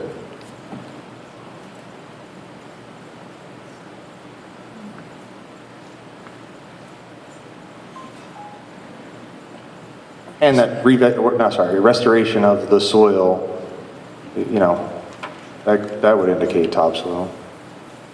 All right, decontamination cost, you have down in the middle, it's like every 5th year you're going to look at. Why every 5th year? Is that like state law, or did you guys dream that up yourself, or where'd that come from? What would be your suggestion for changing that? That? Look at just the past couple of years, how inflation has gone up. You know, like, what are you going to do if something like that happens again? Like, how do we, you know, like if you're doing it every 5th year, and say you did it in 2026, and in 2027 something happened and inflation bounced up, well, they're going to say, we're here, this is it. Like, can we do like a cost of living number or something like that? No.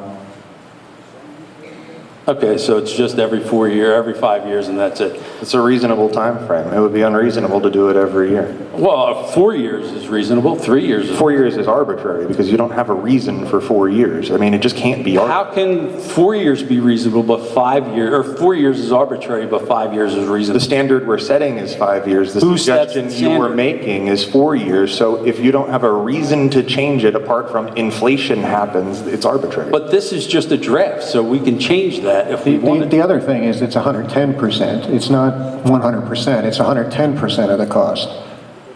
So there is a built-in cushion there. Okay. That's like 4 years of inflation. Presentation.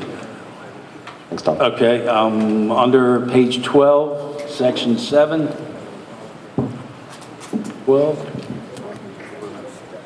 Oh, I'm sorry. Page 13, section 7. Landowner responsibility. So it says that if the data center or operator fails to complete the decommissioning, then the landowner has to do it.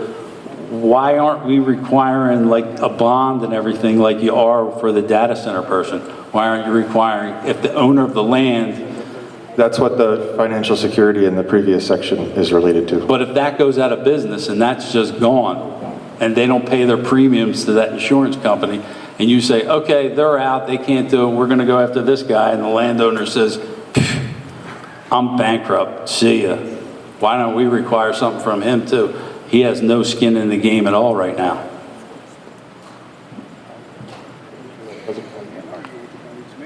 Yeah, we would get financial security. I'm not sure what you're asking. You're getting financial security from the data center operator, but the landowner... Whoa. But that financial security will be a bond from an insurance company or something like that. Okay. Why can't the landowner do that too? It's two separate entities. They're not the same. You're saying that if the landowner and the operator are two different people, we're going after the data center first, and if that falls apart, then we're going to the landowner, but we're not requiring anything from the landowner. No, why would you want 110% financial security for the same thing for two different entities? That doesn't make any sense. Right? I mean, why would you do that? I guess to me it makes perfect sense, because if this one guy goes out and has Nothing to do with one guy going out. If you get financial security from an insurance company for 110%, it doesn't matter who goes out of business unless the insurance company goes out of business. Okay, I guess because of my 57 years of being on this earth and being in a total different business, I've had many times where people have bailed on a bill that I had for them. Sometimes we were able to collect some of it. Have you ever had an insurance company or a bank bail on a bill to you? And I understand, an insurance company can file for bankruptcy, but, okay. So we're not going to do anything with that. Township, I'm not even going to bother. Consider.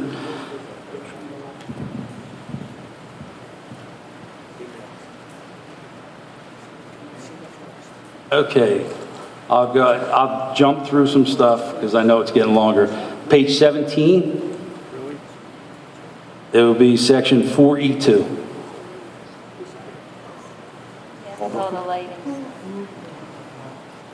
So while you're getting it, I'll read it. The applicant may provide a fee to the township equal to the estimated installed value of the plantings to be deposited into a special fund established for that purpose. Such funds shall be utilized at the discretion of the township for the purchase and installation of plantings elsewhere in the township.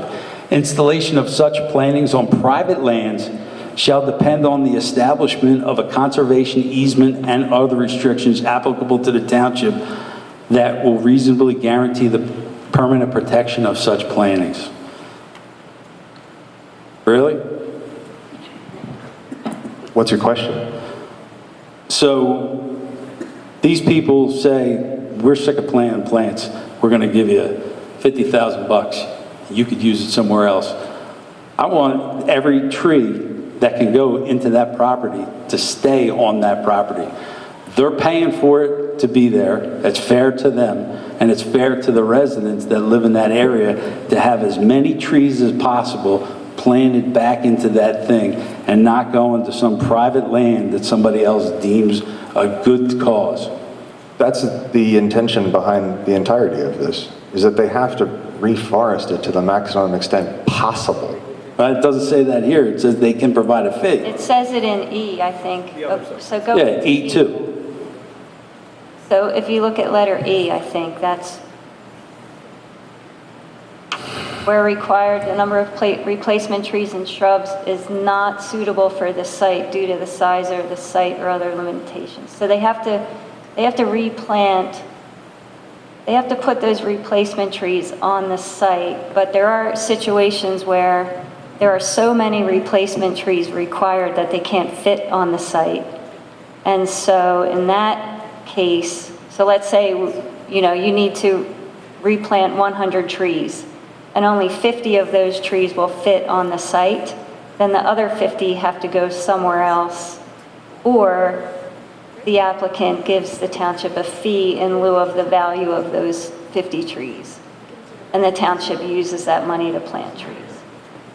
That's what that's saying. It just seems like a raw deal for the people that live in that area, because they're not getting the full value of what these people over here are putting into it.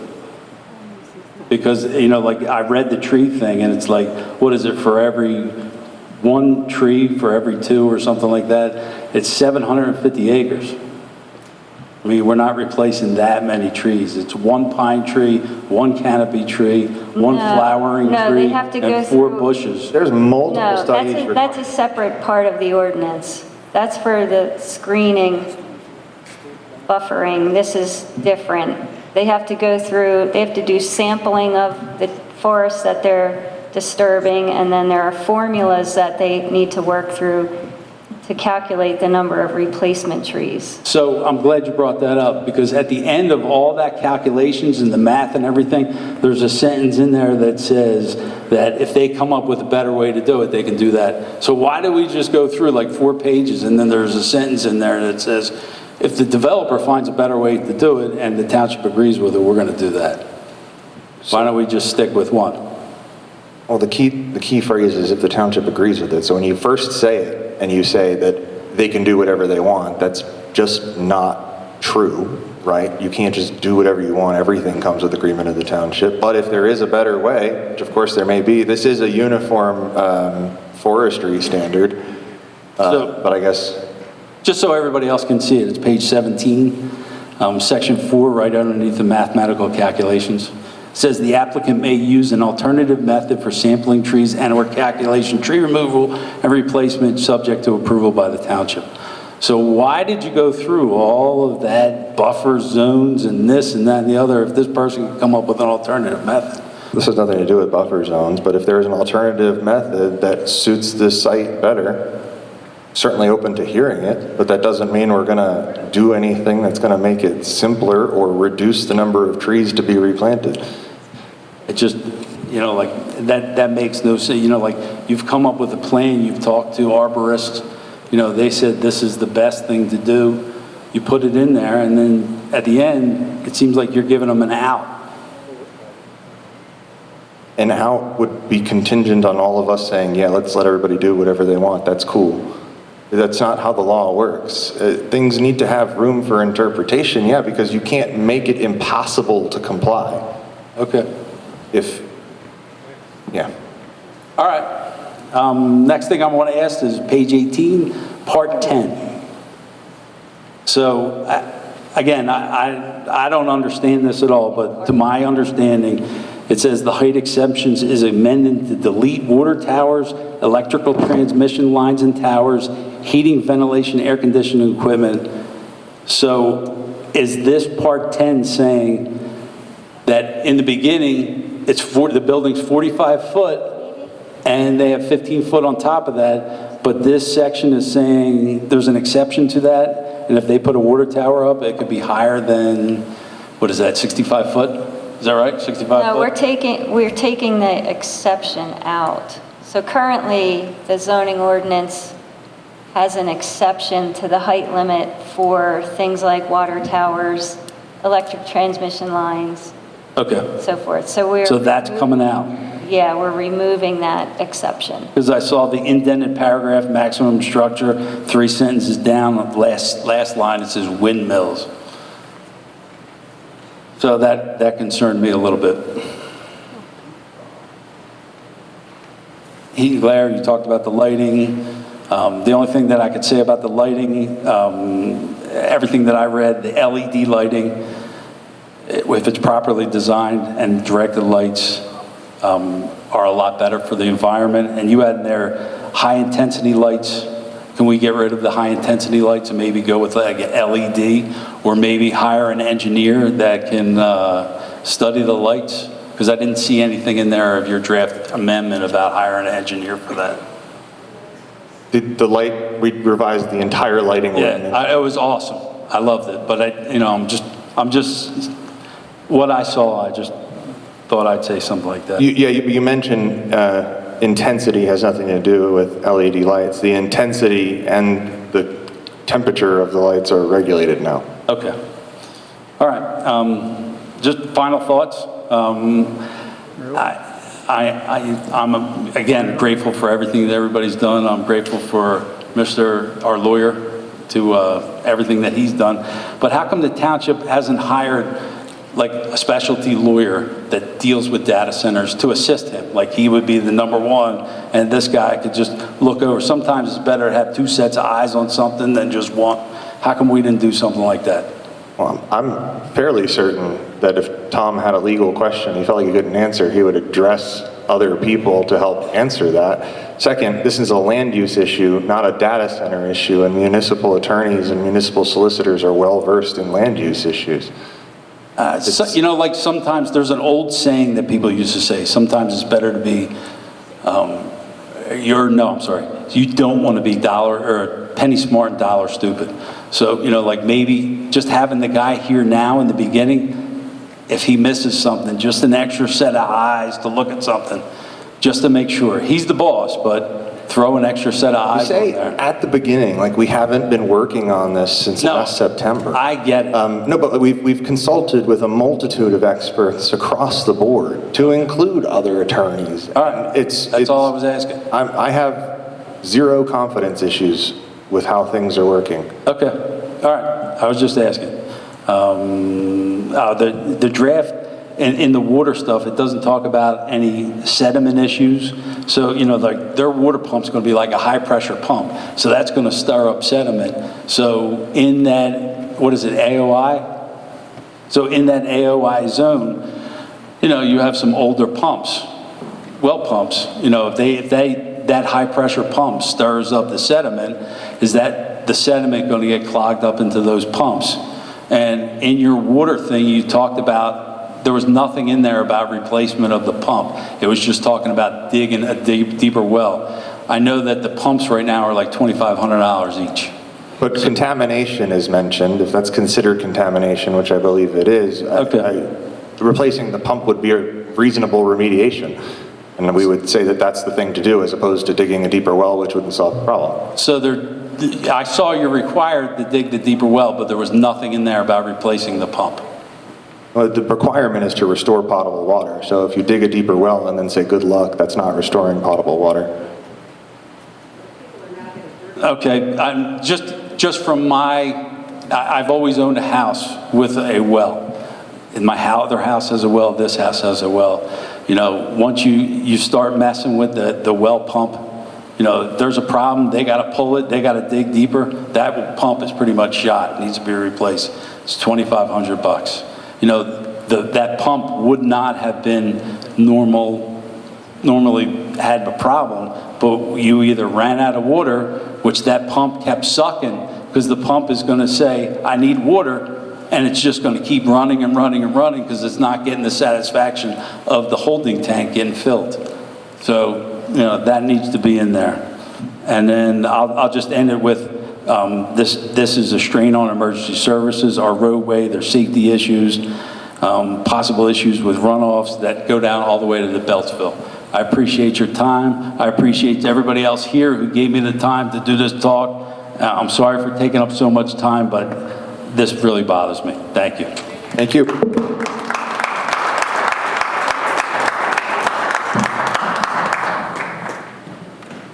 Linda Chrisman with a quick comment from my friends in the audience. My friends in the audience have determined that Nesquehoning has 13,824 acres. The 103 acres that are being set aside for the data center there represents 1.1% of Nesquehoning's total. If you applied the same 1.1% to Penn Forest, 47,936 acres, you would be allocating 527 acres, not 750, for a data center.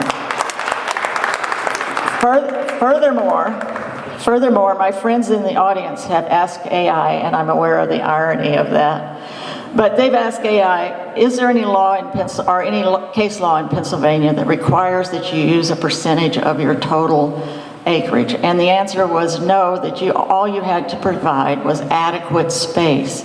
Now, you have a fabulous attorney, Mr. Nanovic, and I am sure, as an attorney, he can look at things 2 or 3 ways. So let's look at this, please, to reduce that space that we're giving to this data center. Yes. Please look at it again. Thank you.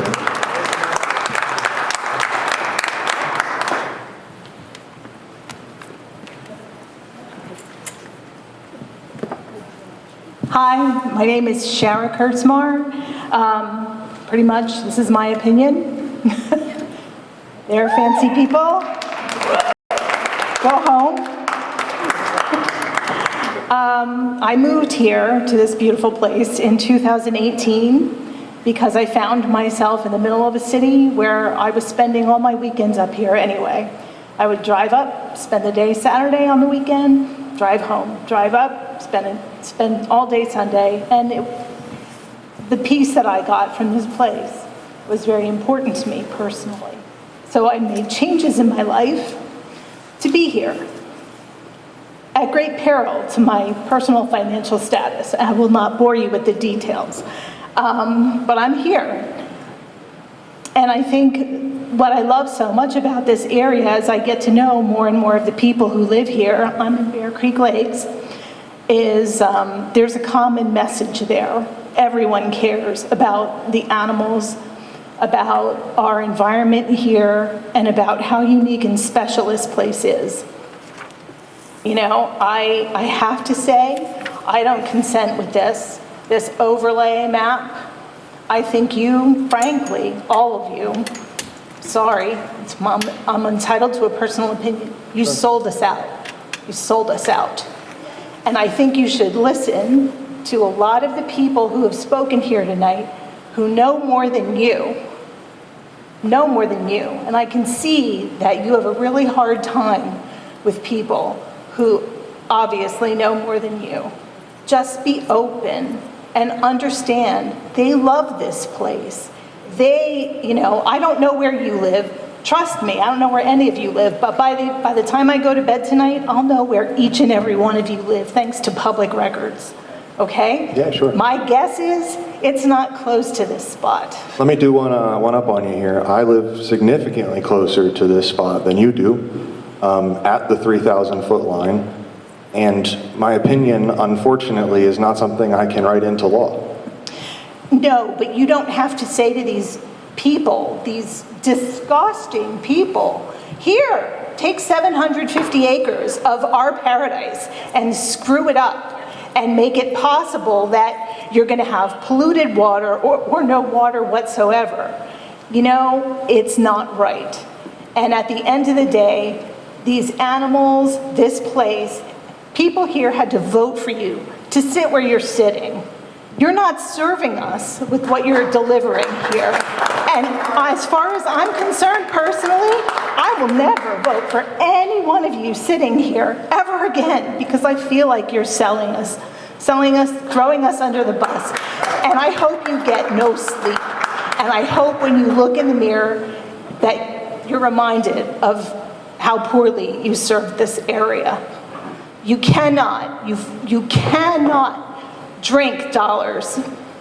You can't drink dollars. You know, and tell your fancy people they can't drink dollars either. And I hope they all rot in hell. Take the board with them too.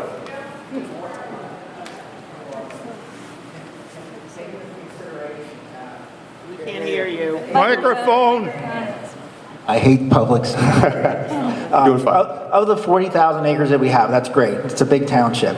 Can it be taken into consideration that how much of that is state game lands, which is unbuildable, steep slopes, which is unbuildable, the Bethlehem Water Authority, which that is not part of that 40,000, can that be like whittled down to whatever, 30,000, and then perhaps 1% of that? Now all of a sudden we're down to maybe more manageable 300 acres or 350 acres, not something 750 acres, which could be millions and millions of square feet of building. Just a question, and you know, I'm kind of more of the calmer one. She is more emotional about this, but you know, we all love the area, and we appreciate everything that you guys have done. You're in a bad spot. I get it. You know, Yeah. you're in the middle, like, but you know. So It just seems weird that, okay, they calm, and I get that, but then we're gonna make it easy and say, here's your 750 acres to the property line. Right. So it's like, why make it easy? And I mentioned this earlier, I want to make sure that we're all looking at this from the same point, right? The district itself is 750 acres, okay? That is not buildable area. So when we consider the setbacks, that amounts to, let's say 200 acres. I don't even think it's that, but let's say it's that.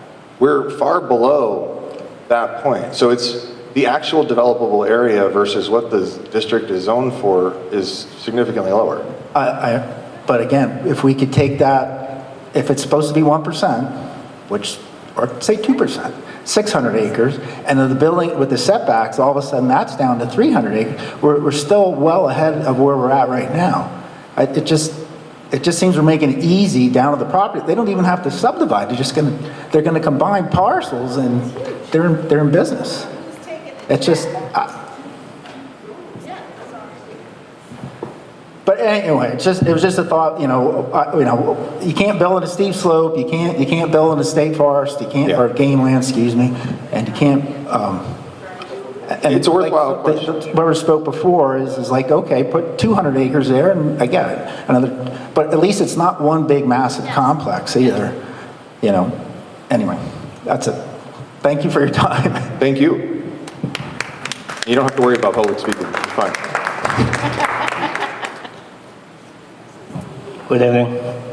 Michael Manoli, Penn Forest resident. I'd like to ask a question. How much bearing this public gathering here, how much legal bearing has? I can't understand your question. How much legal bearing this public? How much bearing? How much legal bearing does the hearing have? Yeah. It's not a hearing, it's a meeting, but I think as evidenced by all of the changes that we made, we are absolutely listening to everything everybody says and actively making changes to get closer to something that is defensible but as enforceable as we can get. Yeah, because it's a funny thing. Being an engineer, I'm not here to discuss the technical details. We are discussing details. I want to understand how we got here, the legal process.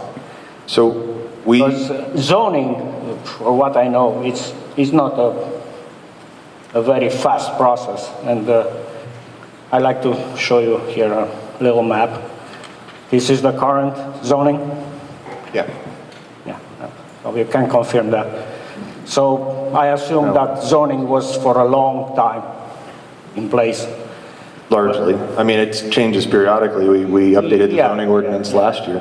Yeah, and when the developer bought that land, he bought that thing with the residential, and I know for a fact he tried to do what a developer does, try to sell residential plot. That business didn't work too well for him. Sure. And overnight, a bulb went off and they said, oh, I can make a big buck in one shot. Why you need to appease him? Because he took a wrong decision at one point.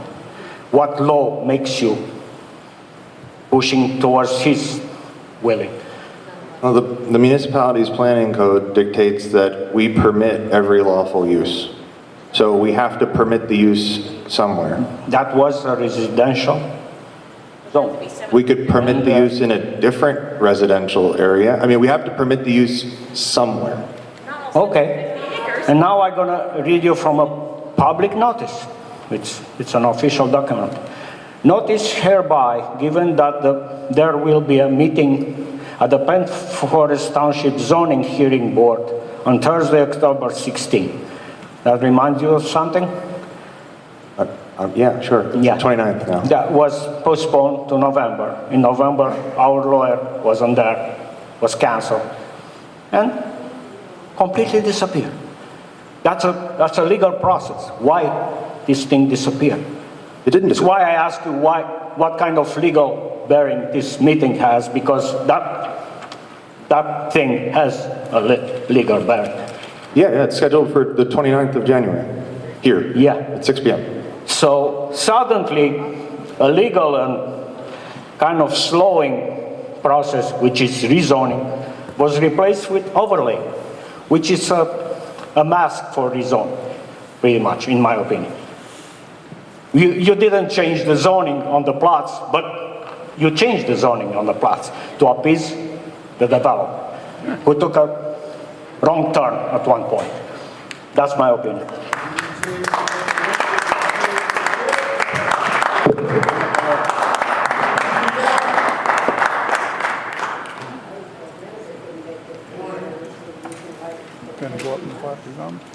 Hello. Hi, Dot.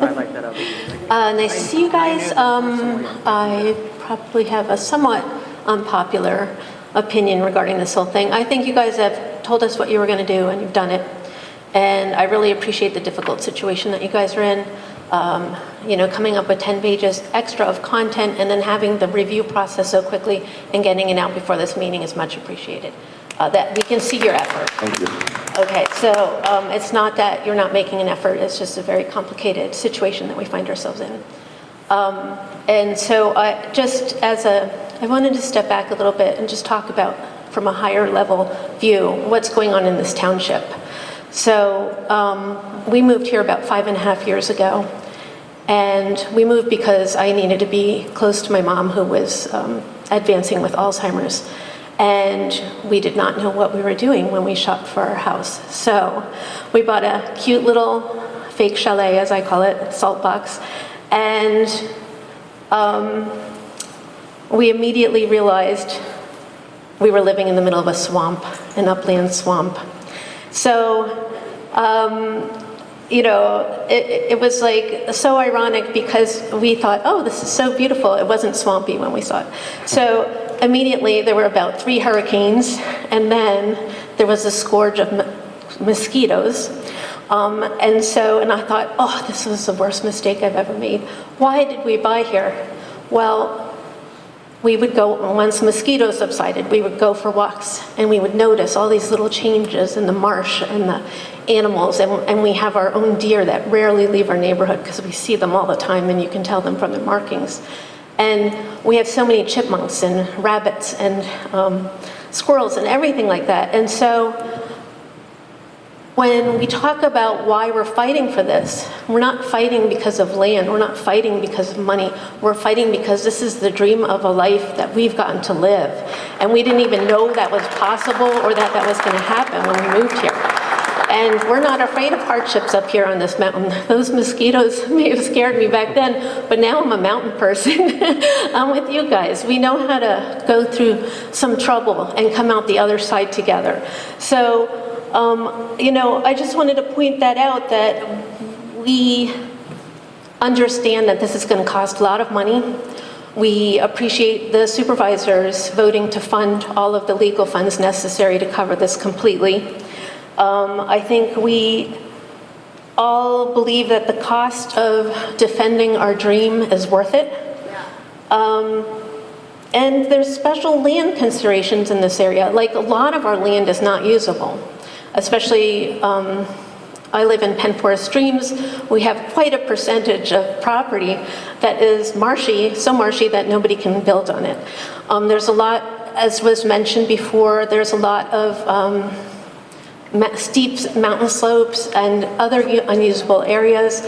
And so when you compare this to other townships that are rural and have similar topography, you really are, I also use ChatGPT professionally, and ChatGPT said it's typical to allocate less than 1% because so much of the land is unusable. So I think you could go back and look at that a little bit more. And also having so much of an impact in one area is really problematic. So I think you should revisit the idea of perhaps allocating some of the acreage to the existing industrial sites. I also wanted to address the topography or the geology. Not a geologist, but from what I gather, this area has a lot of limestone, and limestone tends to fracture. And so when you have high water usage, it also will, disintegrate and give way, and there's a big potential for sinkholes. And so I didn't see sinkholes addressed in your documentation specifically. And the problem with sinkholes is that when they collapse like that, and it can be from water usage and disposal, or it can be from heavy development, then the sinkholes can collapse and can wreck the aquifer, basically redo the aquifer. So that land, sometimes that adjacent land, if the aquifer changes, you may not be able to restore water flow to those properties. And so I have a summary of, these I have 2 copies of a summary of some things that I found and, you know, solutions, potential solutions for you guys to look at. I did a document review. I can't help it, I had to. But I'm not going to stand up here for an hour and go over it, but I have a copy for you guys. But, you know, the fact that Lehighton Water Authority mentioned in their minutes that 2 million gallons plus a day was the capacity that they were looking at, you know, to dispose of that much water in an area that may have limestone is very problematic. So I just want to make sure that you guys, when you do your studies up front, that you're looking also at the possibility of the sinkholes. In addition, you know, there is agricultural use around there, and I know that you'll probably be looking into that further. There's a beekeeper there. There is hay that's used for feed for cattle. There's hay that's used for mushrooms, which is human consumption. And so I hope you can take into consideration some of the agricultural concerns, and also maybe potentially give them a special status. I don't know if they could be a certain type of sensitive receptor, because I'm not a lawyer, obviously, but I don't know if potentially the water authorities and the agricultural people could go under a separate umbrella for consideration. Hold on, I have to read this. Oh, in addition, we're all kind of like a little leery about the way you're treating the well situation, because I can speak from personal experience. So one time there was a gigantic storm and it leveled my whole area, and I knew there wasn't going to be water for a few days. And I thought, I can handle this. And I had a husband and 5 small children. I lasted about an hour, and then we packed up and left. And my poor husband had to deal with that whole situation. But when you talk about any kind of delay or anything, people should be able to go live somewhere that has water, or somehow there should be a provision, not 60 days. And I'm sorry, I haven't reviewed that completely either. But I just wanted to make you aware that when we hear a delay, especially anybody with children, I could just go somewhere, because I don't have to work here. I can work anywhere. So I do hope that you'll review what you have to say about the wells. And then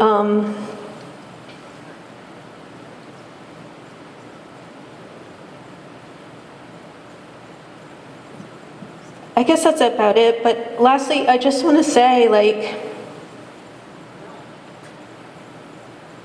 we're not going anywhere. Like, the community does not want a data center, and if a data center is going to be there, it's going to be regulated for health and safety. I appreciate how you guys have reviewed everything and been so detail-oriented, because this is so detail-oriented, and I really appreciate that. But no matter what, we're not going anywhere. We're not going to, like, stop fighting this. So, you know,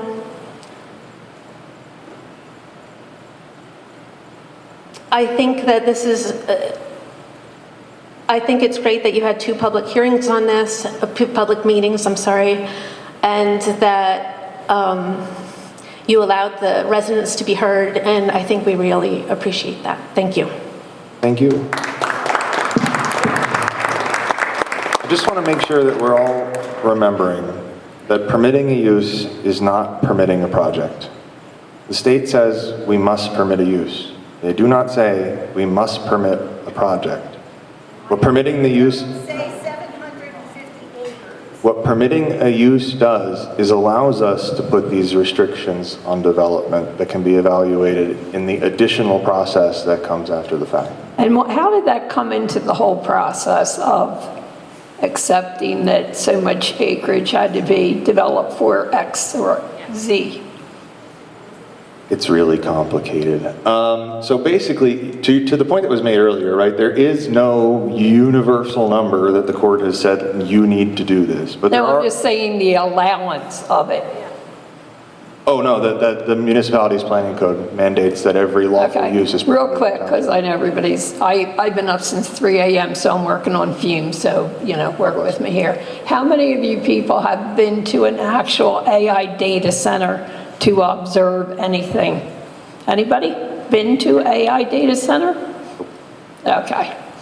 Second of all, if we can't go by the classifications of property, what safety does anybody have if we think we're moving to a residential area? Because it's all around us on the map, it's we're moving there to have our families and so on and so forth, and industrial comes in, and I even heard tonight during the meeting, you're not even when industrial should come in, you're not going to change the classification. Why is that? Because if you rezone wholesale, that doesn't preserve the underlying use, right? So if you change residential to industrial, residential is gone. An overlay district still permits the underlying use. Let's say somebody submits a project and the project doesn't get approved. Well, there's still a residential use, right? And you've permitted. So you're covering their ass two ways instead of one, but you just want to go down that one road, right? We have to permit a lawful use. Okay. Why not preserve a residential use in the process? Now, how does that work tax bill wise? I don't. Is industrial paying on a different tax level than a residential? Penn Forest Township doesn't have property taxes, but there's a uniformity clause that states all districts have to be charged the same property tax, millage-wise. Okay, then my next question is, I've been reading like a crazy person. 7 AI architecture people who have built this whole concept are scared to death, and they've all admitted, Elon Musk, all 7 of them. There's one that's dead because he committed suicide because he got charged with fraud, but I can give you all the names from day one, Thiel and Altman and all of them. They're all raising red flags about the whole AI idea. It's not good. It's not going to help anyone. It's going to destroy, and progress should not destroy. So, one other question. Not if the wells go bad, when the wells go bad. I heard someone say, we're going to the, what was the wording? Well depletion agreement? No. We're going to hook into the public. All right. Where's the public around here? Well, so that's just the broadest thing that you can say, right? It's restore. Oh, that's great, but in concept, where is it? Well, you could pipe up from Franklin Township, you could pipe up from Jim Thorp, but the point is that that's the last of the things on the list, right? It's drill a deeper well. Well, do you remember fracking when it went on a little north of here? All the great ideas it was going to help the area. Those people turned on their water and could light their water because they had veins of gas and so on and so forth. This area was not meant for it. It's strictly agriculture and not even residential. Ask how many these people who had problems getting their wells accepted because of the water level and the freeze level and everything else. And how many accidents did we have on the corner of 903 and Moria Road the past 2-3 weeks? How many accidents on that corner? Too many. Yeah, and then you spoke about the lighting from what, 10 a.m. or 10 p.m. to dawn. But then you talked about security lighting and this and that. So there will be lighting constantly. Right, but before the ordinance basically didn't have actual standards, right? There were no numbers involved. You couldn't enforce to a standard. So this gives us enforceable standards, and they're pretty restrictive. It's based off of the dark sky community model. Okay, well, I sent a bunch of articles to Penn Forest and all Jim Thorp and all that. I hope you're reading, because I do a lot of homework, and the stuff I'm reading, there's no positive to AI, and it's only going to blow up in our face. Thank you. Thanks, Nat.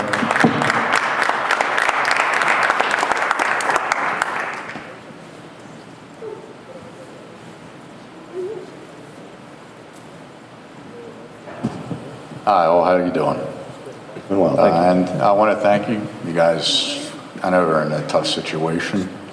A couple things I was just wondering about. Talking about the energy for AIs. They said for generators, it'd only be in emergencies.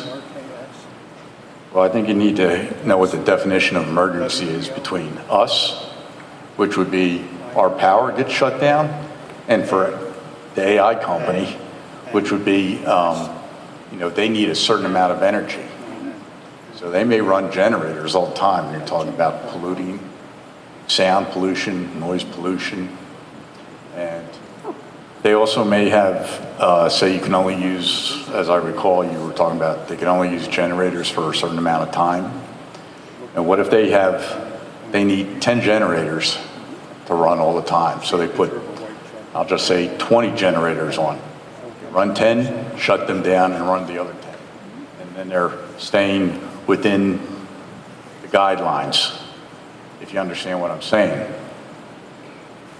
Yeah, I understand what you're saying. Okay, so I think, definition of emergency between what we consider an emergency and what AI may consider an emergency could be two different things. And I think a lot of the definitions of things that are used can be different from what we consider and what they consider.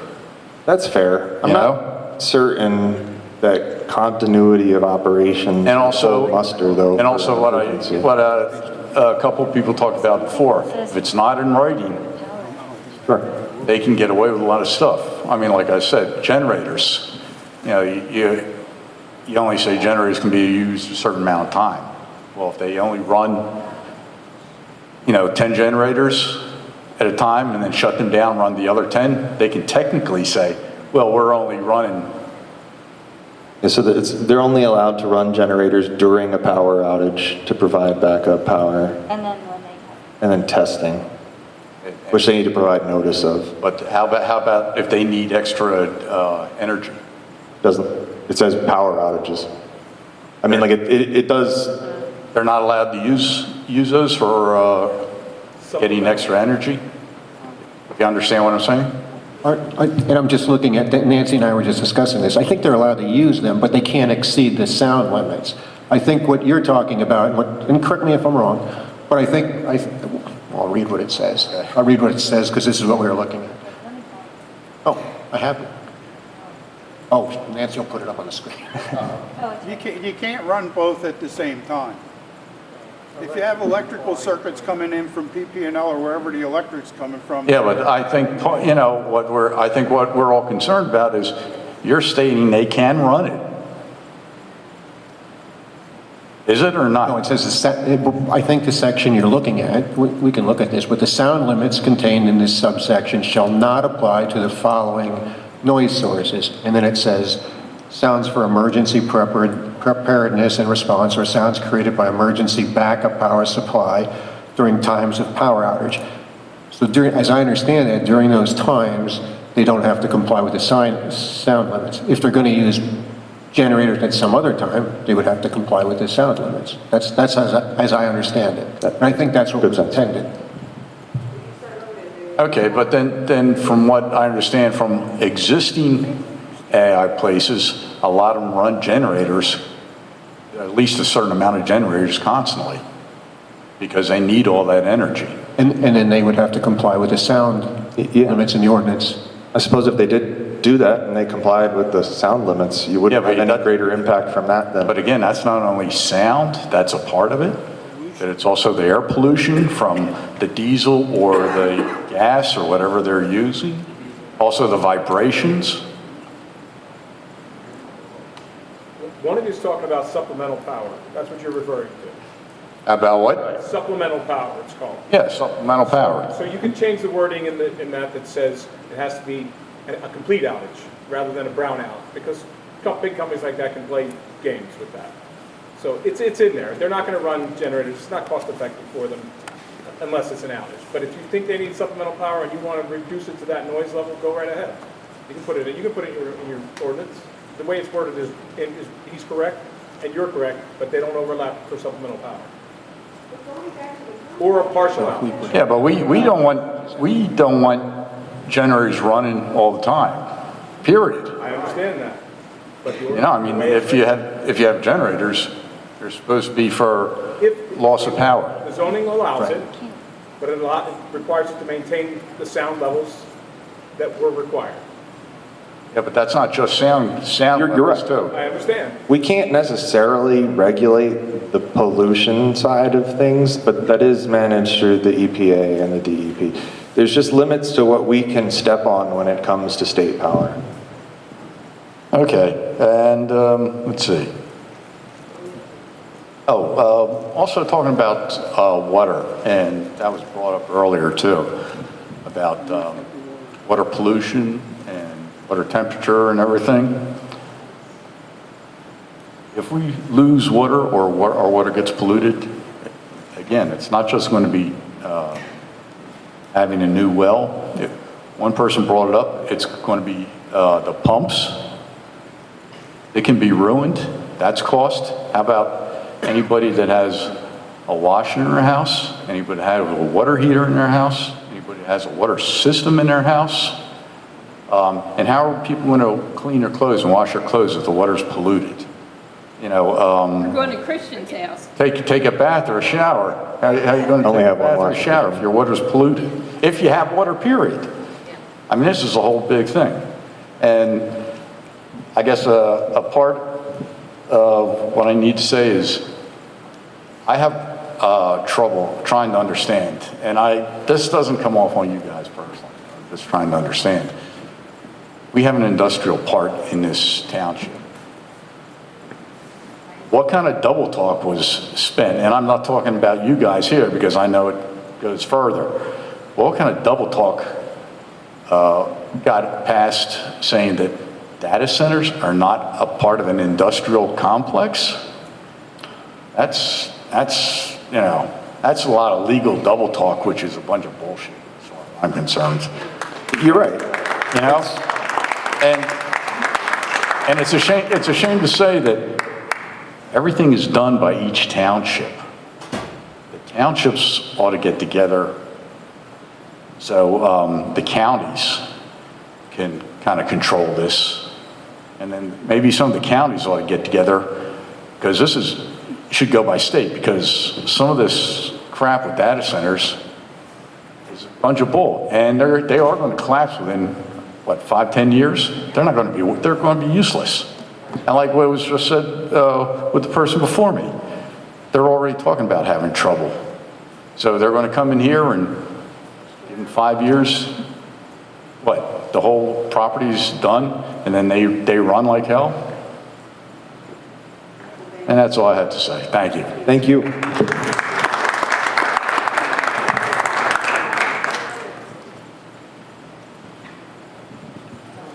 Hello. Thank you for being so patient with us. Thank you. I have a few questions. First one, it's still about the under 10,000 gallon per day exemption. So my question is, why under 10,000 gallon a day exemption from major water studies?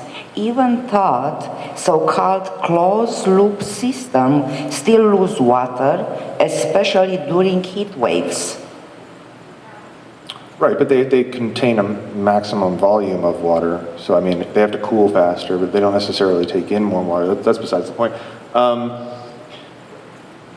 10,000 gallons, it's the incentivization like we discussed. To use less water, to not have to comply with certain studies in order to use less water, right? If you use less water, then you don't have to do those other things, so it incentivizes using less water. That said, 10,000 gallons a day is about 25 to 30 single-family homes. If the same number of acreage was subdivided and a development was built on it, you would have more water drawn just with single-family use than that 10,000 amount in a day. And how will the township verify actual water use? Well, it all goes through the studies to begin with, and I think the important thing to remember is that we shall not, right? We can't permit a use that doesn't meet the standards.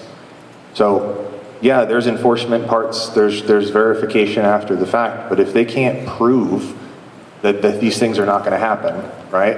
That they're not going to go over, that this, that, and the other thing, and we can't approve the like a project, right? Because we still have to go through all the conditional use hearings and applications and land use, subdivision. Yes, but you are relying only on what the developer, the applicant predicts on paper, or their studies. Every time somebody talks, I lose my train of thought. Yeah, we have, I mean, we've worked with our hydrogeologists throughout the past few months to do this. We have acoustics engineers. We can access whatever professionals we need to review all of that. So is this public information? I think you could request it, yeah. I mean, there's hearings, there's conditional use hearings. When the actual process goes down the line, somebody submits for conditional use, there's public hearings that everybody has the right to comment on and attend. And I mean, I could sit there and read verbatim whatever a geologic study says, but I'm not sure I don't understand, and that's why we rely on the experts. Okay. Right. So my next question is, so if a data center uses more water than it promised, what immediate power does the township have to stop or limit operation before residents' wells are harmed? What was the question? If they, yeah. Exceed water use. If they exceed the water use they promised. That would be a violation of whatever permits we issue to them, and it would be through a conditional, like Christian said, it would be through a conditional use procedure in which the conditions would be listed, but that's also mandated by the ordinance. So if they violated that, they would be in violation of the zoning ordinance, and they would be treated like anybody else who violates the zoning ordinance. So what happens? Excuse me? So just saying they violate that, what happens? What's next? Well, two things, and this we went through first. First, there's a procedure in the municipality's planning code, which they would be fined. Unfortunately. They don't care about money. So the fine, I don't think matters. Do you want the answer? Do you want my answer? Or do you want to interrupt? Yes, yeah. Okay. So the first part is in the MPC, there's a procedure to fine. We talked about this at the last meeting. Unfortunately, the fine is only up to $500 a day. And I agree with you. We brought this up at the last meeting that that's insignificant. But the second thing is, if the fine does not result in corrective activity, then we can go to court and get an injunction to either have it corrected or have them stop violating the ordinance. So, and I said this last time, actually, last time I was here, I said I had a hearing come up in January. I had that like a week or two ago, and I got Judge Matika's order. I haven't read it. It came in my mail today, but we had to do that regarding a issue in another township where they were in violation of the ordinance. We fined the individual, got significant fines, made no difference whatsoever. So we filed an injunction, and like I said, we were successful. I just don't know what the amount of, because not only will the judge order that they cease and desist from violating the ordinance, the judge will also order a fine. But again, he's limited to $500 a day, but he can award attorney fees and things like that, which actually sometimes are more than the fine. So there is a procedure. It's a statewide procedure. It's nothing unique, but that's what we do. Okay, thank you. So now about the center overlay. Why was this specific area chosen for the overlay instead of using township-wide rules that would apply equally everywhere? If you were to zone the entire township for this use, you could have as many of them as you could fit all over the place if anybody wanted to build it. So it's better to constrain a use, an intensive use to an area. There are townships that don't have zoning, but it is a literal free-for-all. You can build whatever you want, wherever you want.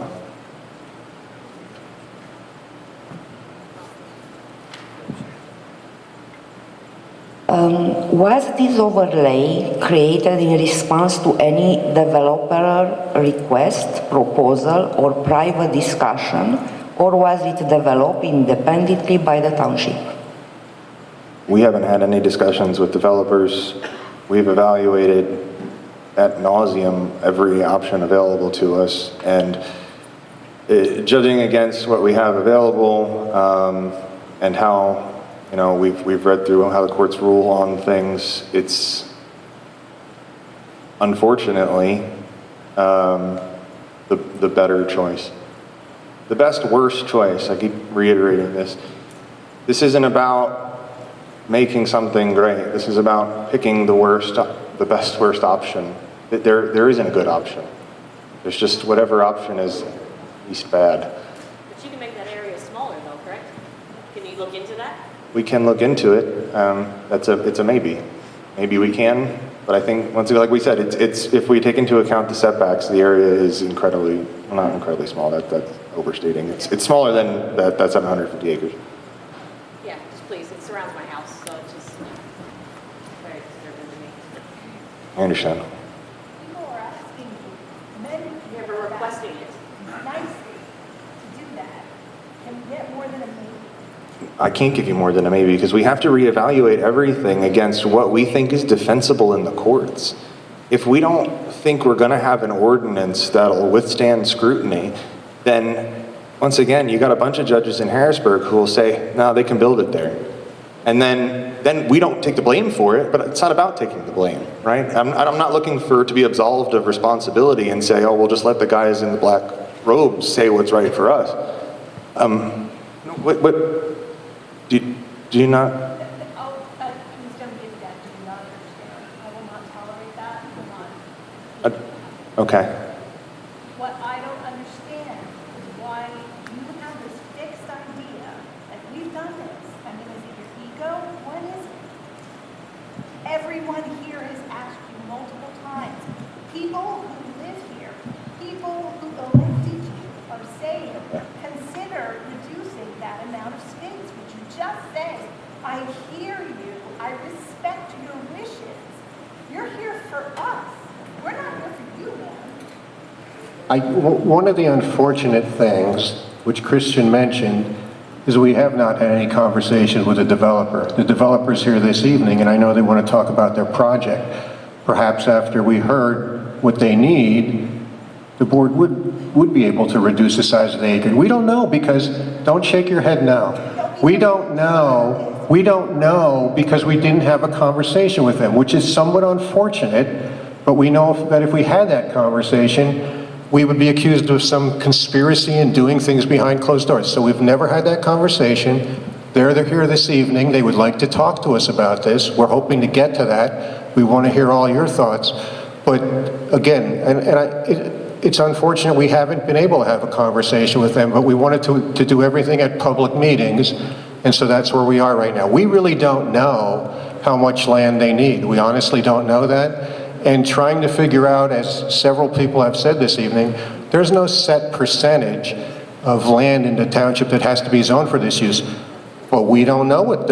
Unfortunately, the courts haven't said, if you do 500 acres, that's okay. If you do 300 acres, that's okay. But if we do it wrong, then we may end up with another challenge at another place in the township. So we are trying to be conservative in our approach, but again, without knowing what the developer is planning, it's hard for us to really address this. And I don't want to say, do you understand, because I know that makes you mad, but I glossed over this. Let's suppose we do zone too small of an acreage. Let's just say we did 130 or whatever they did in Nesquehoning. Let's suppose they did that. And then another data center comes in and says, you know what, we want to put a data center up some other locations in the township, and 130 acres is not sufficient for a township of this size. Now we're back to this same situation at another location. And that, again, these were all considerations that the board has been discussing the past several months. It's not like what you're talking to us about this evening. We've been talking about ad nauseum for the past several months, trying to figure out what the sweet spot, what the right thing to do here is. So nothing's fixed. When I say fixed, nothing's in stone. We're trying to feel our way through this too, to do the best thing for the township. But it's not like we don't hear what you're saying. It's not like we haven't had that very same discussion that you're having this evening with us. And did you have any discussion with the landowner? No, we have not. We told people right from the start, and the developer agreed, the developer landowner, they agreed with this, that there would be no private meetings. There have been 0 private meetings. I have talked to the attorney for the developer, obviously, and because they have a land use challenge, I've spoken to Attorney McHugh. But the board has had no private meetings, nor have I had any private meetings with the landowner. We just simply haven't done that. What you see at these meetings is a discussion, is it. This is it. This is, now, the board has met to put this together, but we have had no input from the landowners. We really don't know where on this property they plan on putting the data center. We have no idea. I'm hoping to hear that this evening at some point, but we don't know. They'll need to have a preliminary plan brought to the planning commission. But what Christian was pointing out, and I know he's pointed it out several times, and he's done a good job of it, is what we're talking about now is zoning an area where data centers would be permitted. That doesn't approve of any land use. They would still have to apply for a zoning permit. They would still, and go through a conditional use approval. They would still have to go through the land development process. All we're talking about now, and when I say all, it's obviously significant, but we're talking about zoning an area that would be allowed, that they would be allowed to go forward in that area. But going forward is an entire process that we're not at right now. Understood. You said you didn't have understand the size of their project. In 2 weeks' time, at the zoning challenge, they need to come in with preliminary plans. That's not correct? No. They come in with, look, this is what we want to build. What do you guys say, yay or nay? No, they don't need to come in with, no, this is, their challenge is that the ordinance is exclusionary. And as I said before, I don't want to discuss this, but I don't think they'll come in at that hearing with plans. I don't know that. I haven't discussed the challenge with Attorney McHugh, but I don't know, but I don't think they're required to do that. Now, they may very well, but I don't think there's any requirement. They're just claiming right now that the ordinance is exclusionary. Again, I know Attorney McHugh and his folks are here this evening, and like I said, I'm kind of hoping to hear from them, but we'll be hearing from them, if we hear from them, at the same time you're hearing from them, because we haven't. I'm just looking, if I'm a developer and I'm bringing in all the infrastructure to one site, and you guys tell me it's 700 acres, I'm going to fill that thing to the hill, because that's my cost. Now, if I go up to 350, then I'm going to scale to that. Or, I don't know, I get it, you have to do... They're not allowed to do that. Right, why don't, yeah, and that's why I said, why don't we, learn this evening, if we can, and hear what they plan on doing. I'm not disagreeing with you at all.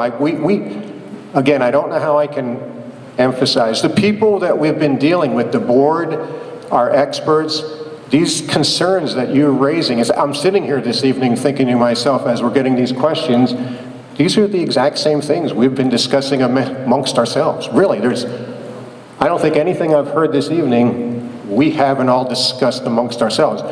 We may have come to different answers than what you like, but we've had that discussion on, again, I was amazed as I was listening this evening that everything I believe I think what I'm saying is correct. We've discussed, we've come to some solution to come up with this.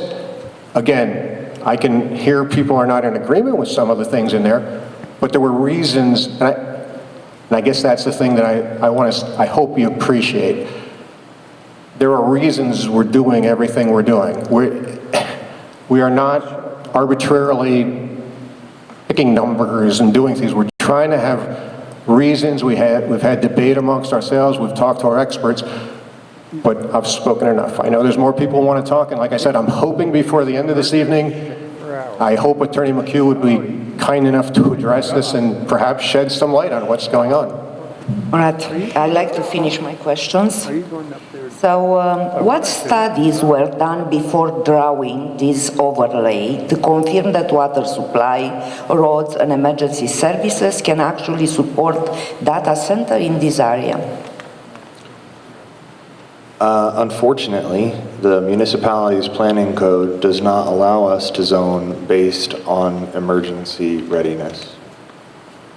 It's just not something that we can actually take into account, unfortunately. We're not legally permitted to take that into account. And how about water supply? Well, that's addressed in depth. So you had a study already done for this? No. So why you are drawing a draft, this overlay on this specific area without having any study? If they can't get the water, they can't build the data center, right? So we have to learn these things through the studies. We've had discussions with our geologist about doing some type of strategic inventory of the whole township, but that's a long-term proposition. But it is something we're investigating because, you know what, to your point, it's good stuff to know. It's just not something that can be done within that 180-day window that we're bound by. Can we move on? Can we move on? Can you get in line? Come on.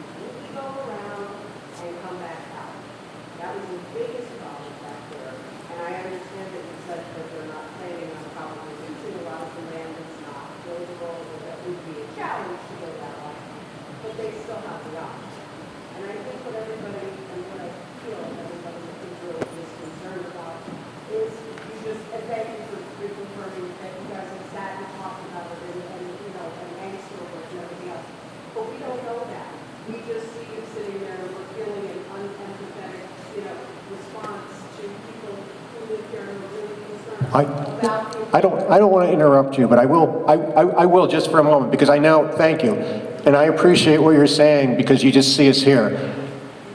You really can't appreciate how much time this board has put into this, and I know I personally, and I'm not saying me, but I know Nancy, I know Christian, New Year's Eve and New Year's Day, we were texting back and forth with things, and over this past weekend, Nancy was working and Christian and myself going back and forth.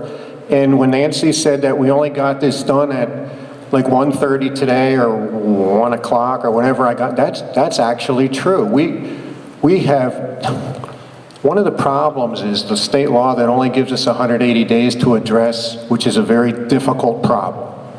Okay, I don't have to tell you, it's a very difficult problem. We've wrestled with it. It's not enough time, but, and again, I don't want you to feel sorry for it. I just want you to understand that we have been working weekends, evenings, holidays over this time period in order to get this draft ordinance to you. Is it perfect? It is not perfect. Will there be some changes made between now and the next couple days? I think there will be.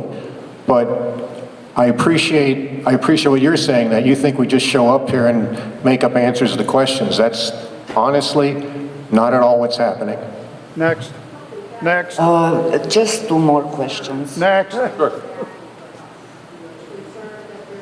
Next. Can we just allow her to finish asking her questions? So is this overlay intended to resolve or avoid the zoning challenge that was filed? Nothing, it's not intended to do that, no? Then don't do it.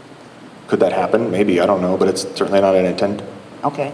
And the last one, can the township confirm whether the landowner has any agreement, option, or contingent sales tied to data center approval on these parcels? We have no idea. That's not information provided to us. Thank you. Thank you.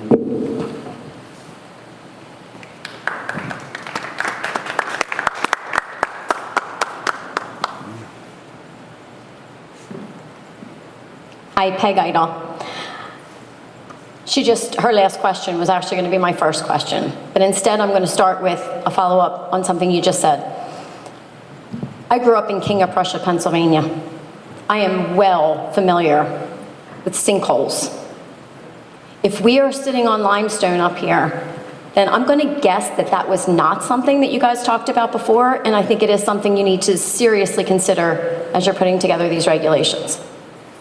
I also want to say that I appreciate having been at the last meeting, having read the 34 pages before I came, listening to all the comments last time, and then seeing what you released this afternoon before I came in.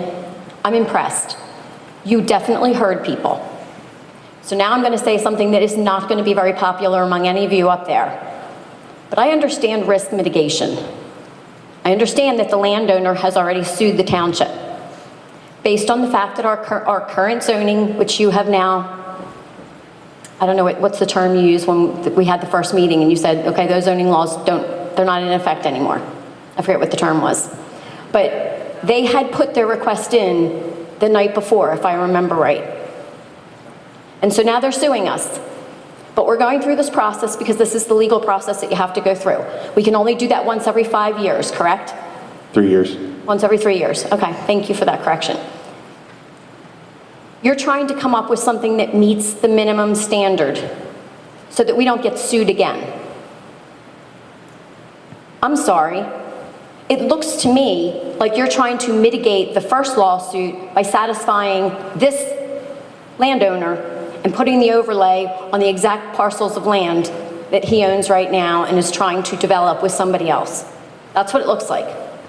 And I'm going to remind you, and lots of people in the audience who have now since left have been talking about this.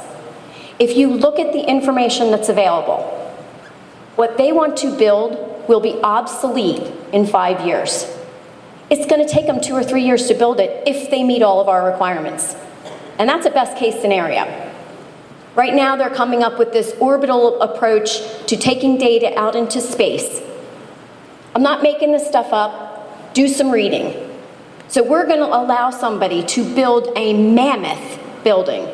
Because if we're using the whole 750, even with your setbacks and the areas that they can't build on, they have the opportunity to build one of the largest data centers in the state of Pennsylvania, which may in fact become obsolete in 5 or 10 years from now. I love that you put language in there for what happens when they don't use it anymore. But why are we allowing ourselves to meet the needs of a landowner and saying 750 acres has to be part of the overlay? Why can't it be half of that? Don't we still meet our obligation with half of it? I get we can't say we're only going to allow 100 acres. But I think if you relook at the numbers and what's actually buildable within our township, and you look at what other people have done, you're going to come up with a smaller number. And that's what most of the people sitting here are saying right now. We get you have to do something. We get we have to meet the minimum standard. But that doesn't mean we have to satisfy this landowner with 750 acres that he's trying to develop. That's a great point. And I mean, honestly, I don't disagree with any of it. I think you're spot on. I think at the end of the day, it's fear across the board, right? Maybe for me, it's the fear that the state will end up telling us what we have to do if we don't make the right choice now, or the defensible choice now. And to Tom's point, there is no set percentage, but there's things that they've ruled one way on, and that's typically the realm that we're in. And yeah, we could lower it, but I don't know if that would survive. And that's a huge concern. Next.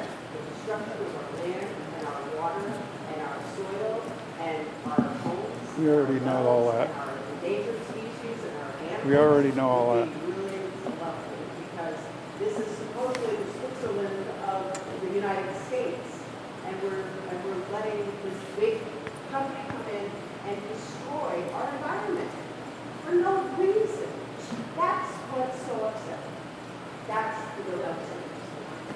There's plenty of vacant land in Pennsylvania. Why on top of this mountain, in this beautiful place, and all these people come to see, because it's supposed to be so lovely. Now they're going to come and see this huge data center. And they're going to have noise pollution, and they're going to have light pollution, and they're going to look at the stars at night, and they go up to the top. Come on, next. Okay.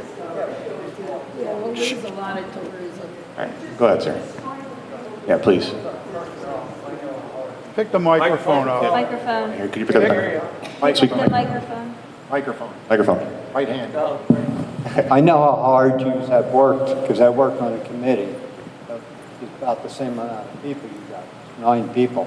And I know how hard you're working. So I did that already. I would just say to you, go to a data center, see all the problems they got. then it'll make it easier for you to make a decision. After that, what you do is you let the people vote on it in Penn Forest Township. Then it's not on you, it's on them. Thank you, good night, and thank you for your help. Thank you.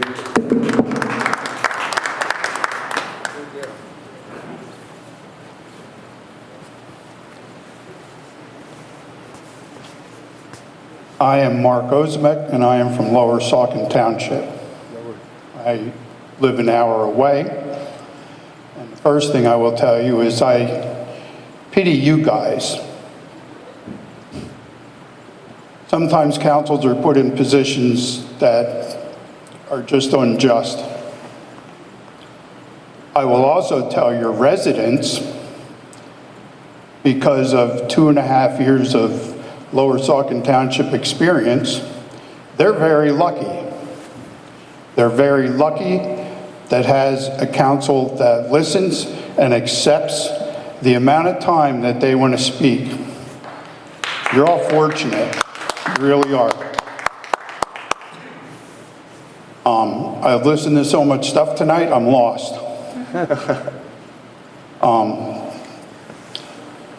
Where do I get a copy of that draft, since you don't have any paper copies here? It's on the township's website. On the homepage of the township's website, if you scroll down, there's the first draft, the second draft, and the proposed map. Okay.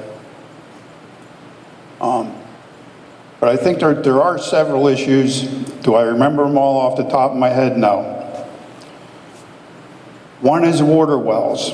And when we go through a dry spell and we got no rain and the water in the well runs dry and the company is using up all the water,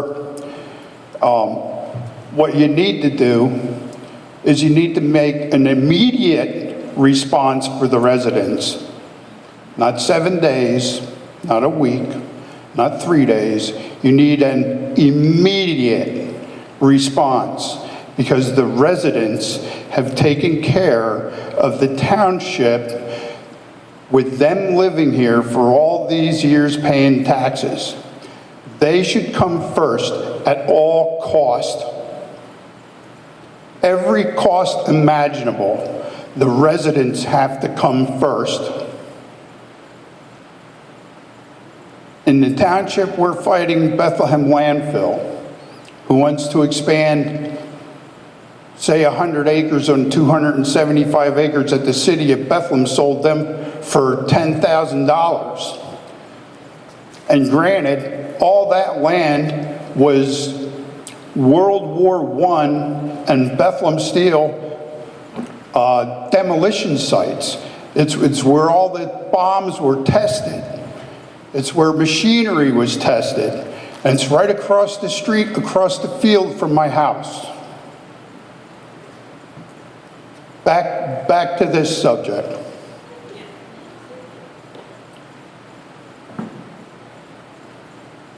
I am personally against all this technology.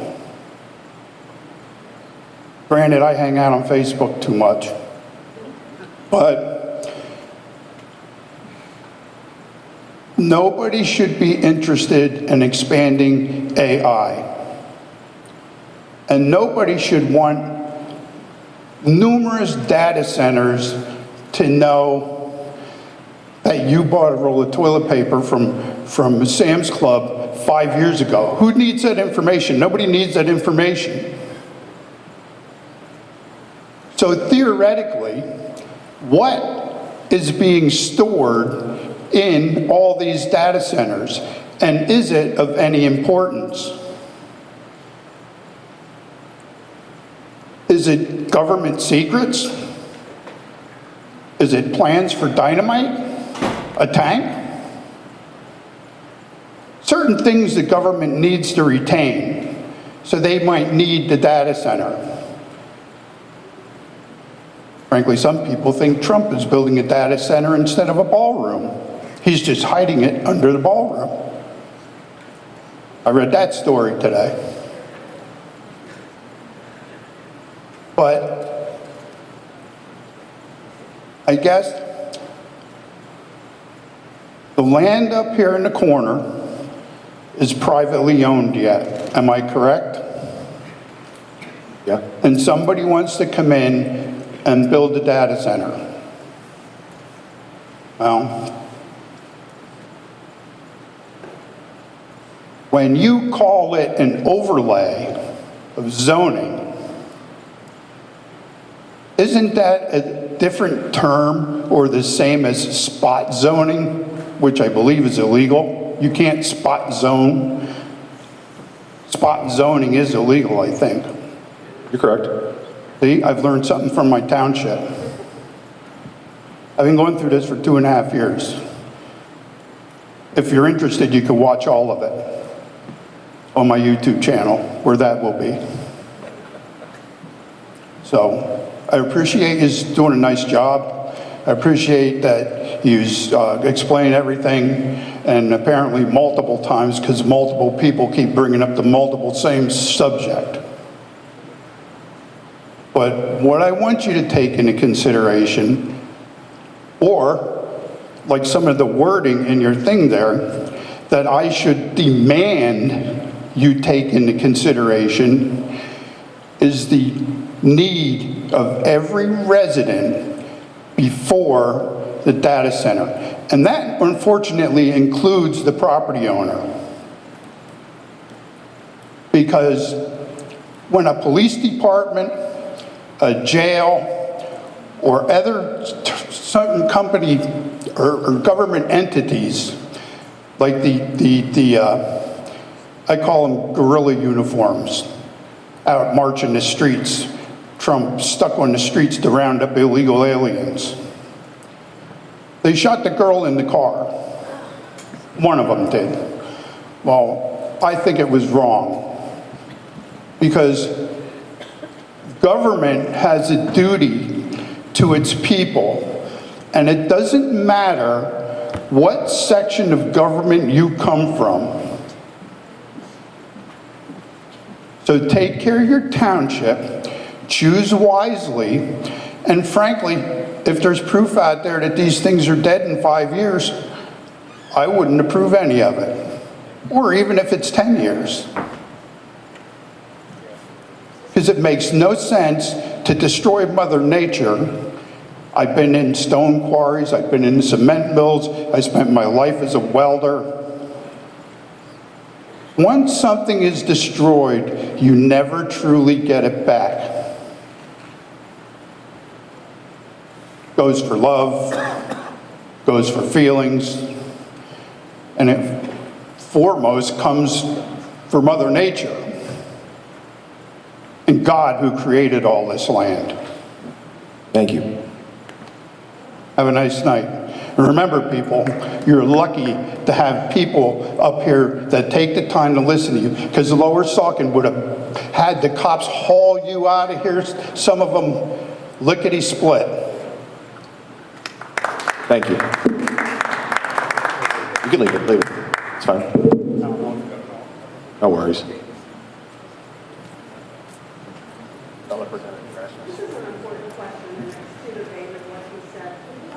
Can you come up here and speak into the microphone, please? Yeah.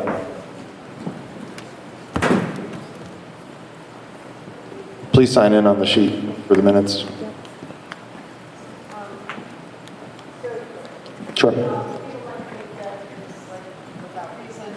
kind of in a bubble here in America, and don't think that it can happen to us, and it can. Has anybody thought about, or what are the laws around? Okay, the property's owned by somebody who's a U.S. citizen, but a foreign national is the company that's coming in to run this data center. And there have been 60-minute articles and interviews and everything else about the fact that possibly, and they do target tourism areas, specifically because when there is adversity between the two countries, they then have an economic hand up on trying to shut down that economic, stream. Okay, so as I read more and more about the different things, stocks, period, end of story. People stand to make a lot of money, lots and lots of money, because strictly the stocks that are involved in these data centers.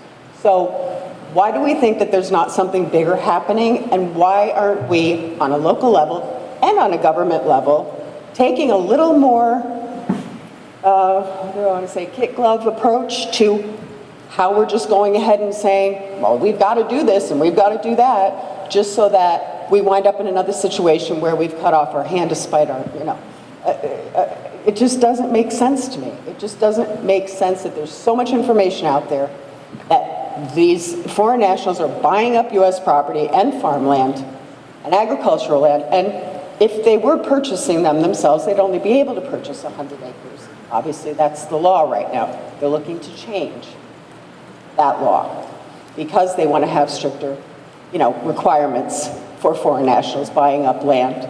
They're buying up land near military bases, tourism areas.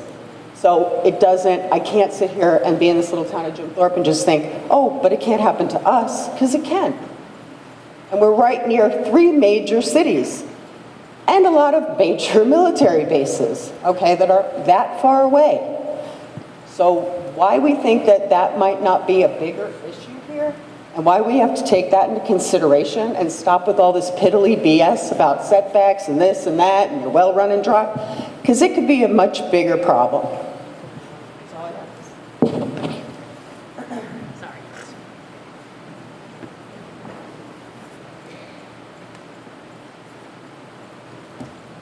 Thank you.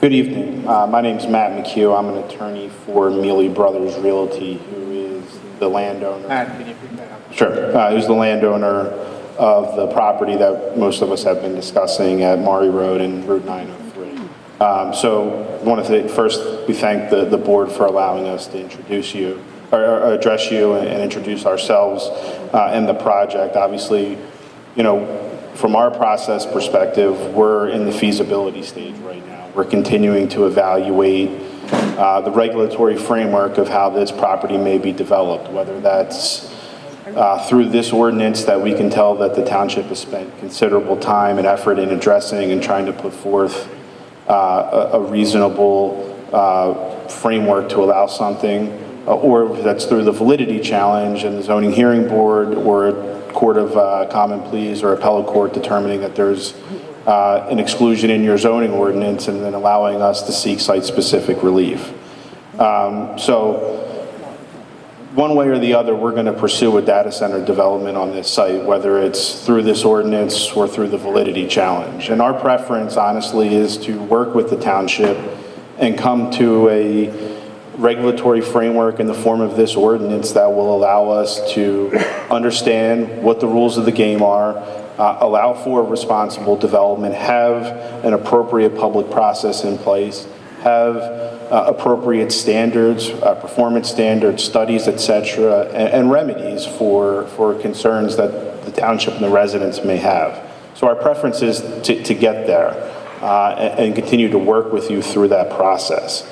And we've listened to tonight's presentation, the presentation earlier a few weeks ago. We've heard all of the comments, and generally we think it's a very robust and comprehensive ordinance that a lot of thought has gone into, and generally we believe we hope that we can come to a feasible development where we're able to understand the framework and then ultimately submit conditional use plans where we'll have detailed site plans, studies conducted, where we can discuss operational aspects and address many of the concerns that the township and the board has raised, but also the community has raised, and do that in a public process through a conditional use hearing.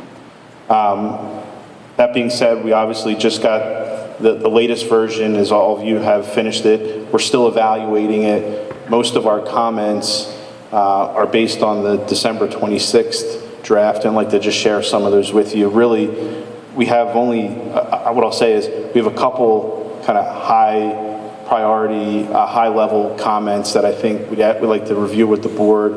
We're happy to provide a more comprehensive set of comments in a red line form, but we don't want to waste your time going through sort of page turning and nitpicking. I think really if we talk about these kind of 4 items and get feedback from the township and see if we can find a middle ground, I think that really paves the way, hopefully, to see if this is a viable ordinance that we can develop under.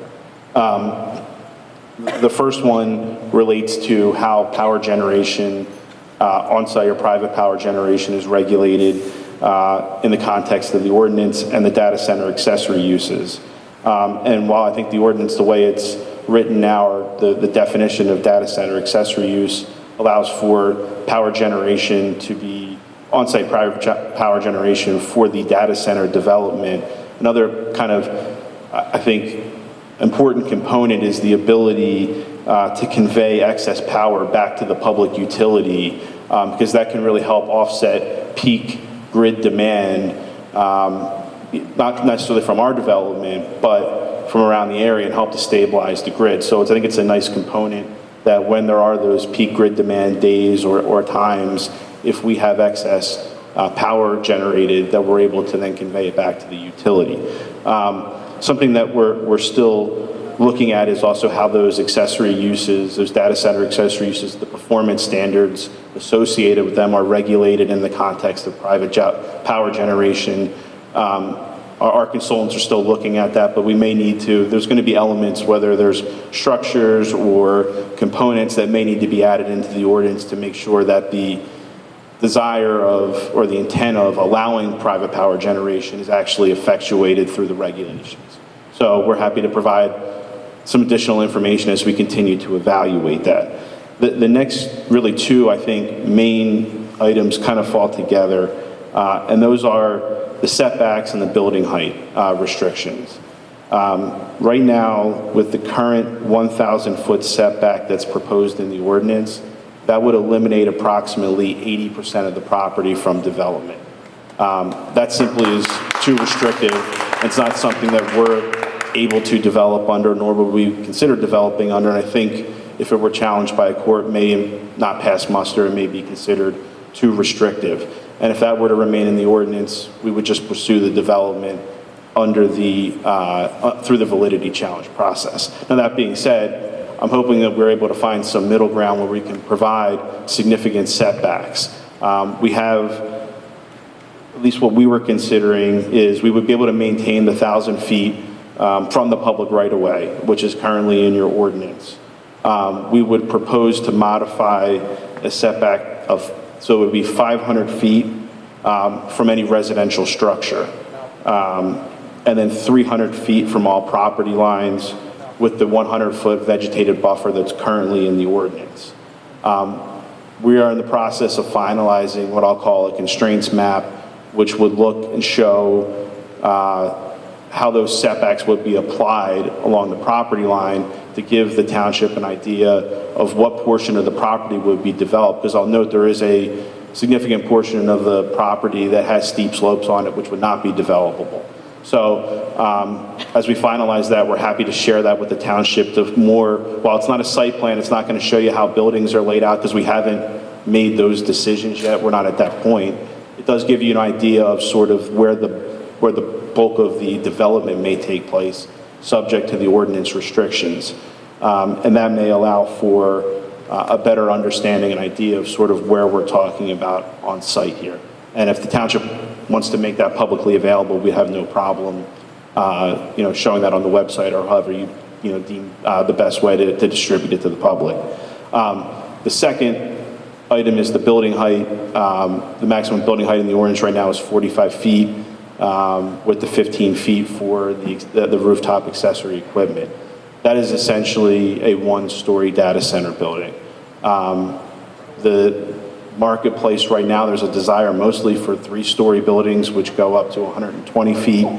That's a significant ask. We're not making that request. We think a 2-story building, which would have a maximum building height of 80 feet with the same 15-foot rooftop equipment allowance, would be a kind of a middle ground there that we believe would be able to work with. But incorporating in that, we would, for if you had a 2-story building, we would agree to increase the setback from 300 feet to 500 feet and you can provide whatever necessary buffering and screening in excess of what's in the ordinance already, which I think is pretty robust, to make sure the buildings are not visible from the public rights of way.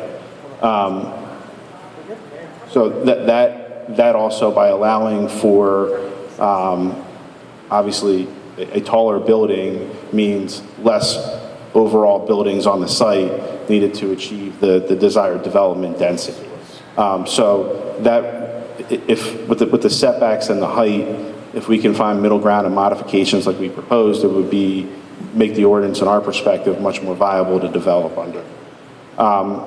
And then finally, the one other thing that we would just point out is, with respect to the well depletion agreement, we would ask that if anybody's going to qualify for protection under that agreement, that they be required to have participated and consented to the pre-development baseline study, so that we understand what we're dealing with up front, if they're in that required distance or the area of impact, that if they're going to claim, liability or protection, that they allowed us to go forward and obtain the baseline monitoring. So other than that, we have, going through the changes that were just presented this evening, we still need to evaluate those.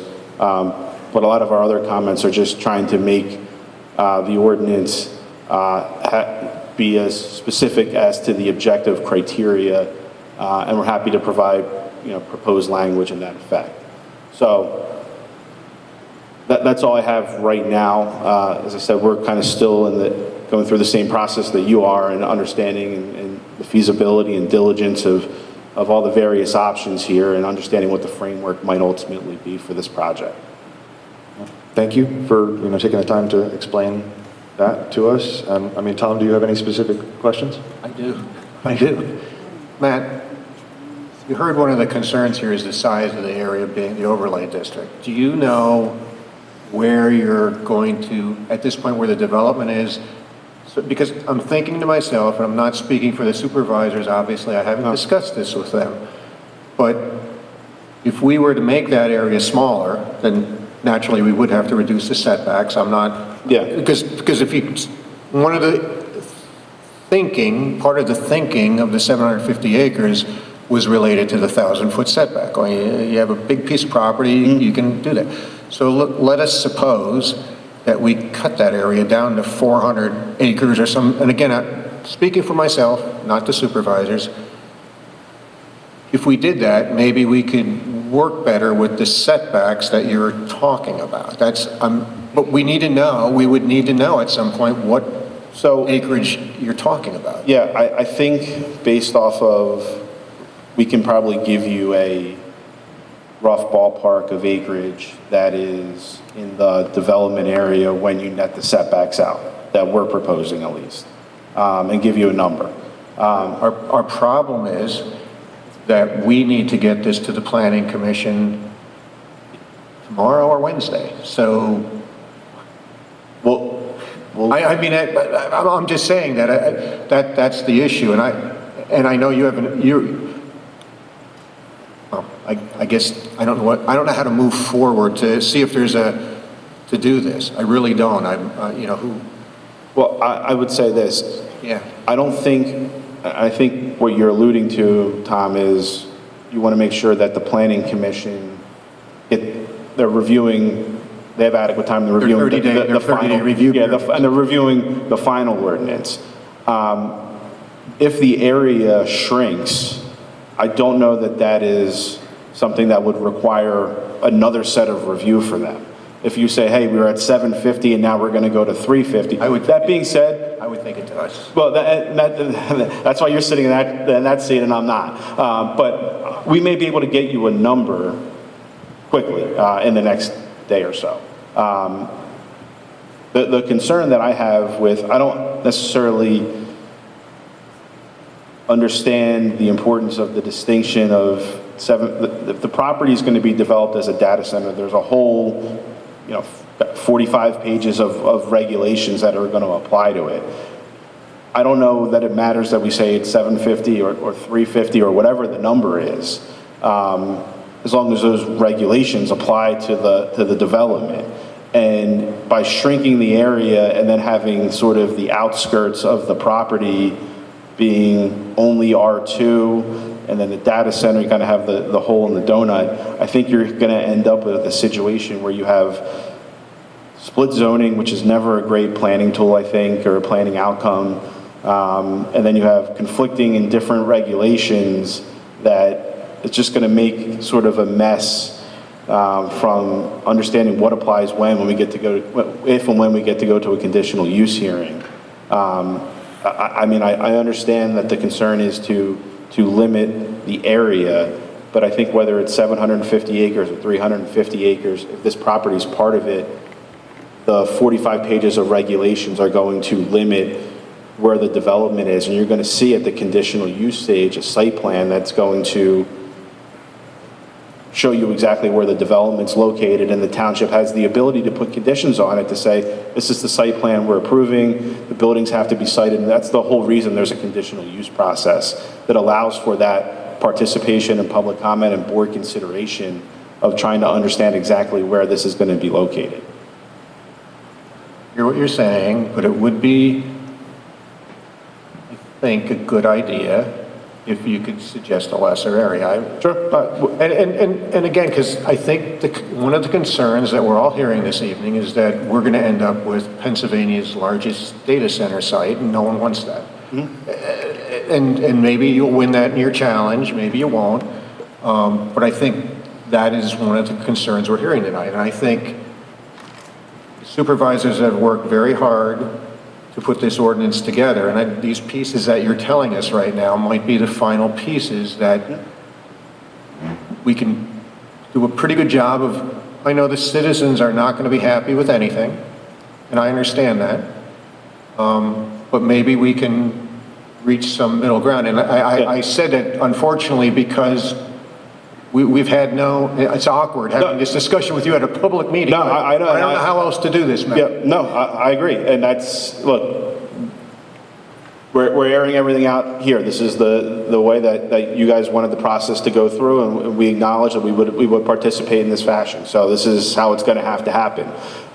So I think we can, in all due course, we can evaluate that request and if we're agreeable to it, get you a number pretty quickly, or at least a rough number, because I think there's obviously going to need to be some refinement to the zoning map exhibit then to really make sure we're capturing the right area. Another concern that the supervisors and I had discussed, because we talked about the height limitations, our thought was that we are trying to eliminate as many of the adverse effects as we can upon everybody, but particularly adjoining property owners. We're addressing the sound as much as I think we're trying to do that. We're addressing vibrations, we're addressing light. But the height is a bit of a concern. Is there some way, and I know you said, at least my notes, you do whatever screening we required. Yeah, I mean, is there some way you can address, if the supervisors were to say, you know what, we're going to go to higher than 45 feet. I'm not saying they are. I'm speaking for myself. Because we're having this discussion. But is there some way that the people could be protected? Sure. I mean, I think that you can provide language as part of the height increase to say that there must be adequate buffering and screening that shields the building from view from either public right-of-ways or adjacent residential properties, whatever the concern is. And a part of the conditional use process, you can say that the applicant shall be required to provide renderings demonstrating what the view is from various angles. I mean, there's, I think, a bunch of different things we can do in that regard, which I think can be incorporated into the ordinance. For my questions. I'm sure other people here have questions. Again, I don't want to step out of bounds because I'm simply sitting here this evening listening to the comments and wanting to talk to you and find out what you are planning to do. And in all honesty, like I said, we're trying to understand what the framework is. We don't have a laid out plan. We don't have an end user or an operator that's set up or under contract. We're evaluating all of these aspects of it. and trying to understand what the framework that we're going to be working is so that we can be as honest and transparent with you guys.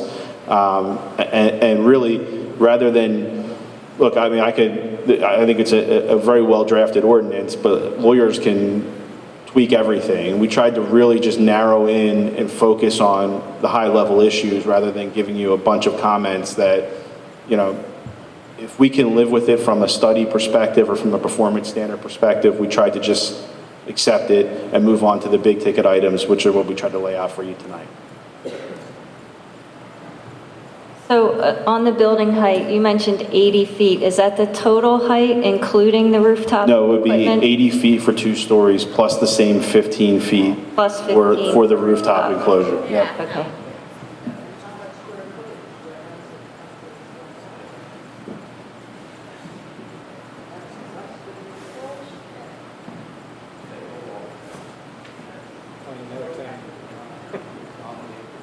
I'm sure I have a million questions that I haven't quite formulated, right? Because I wasn't planning for this either.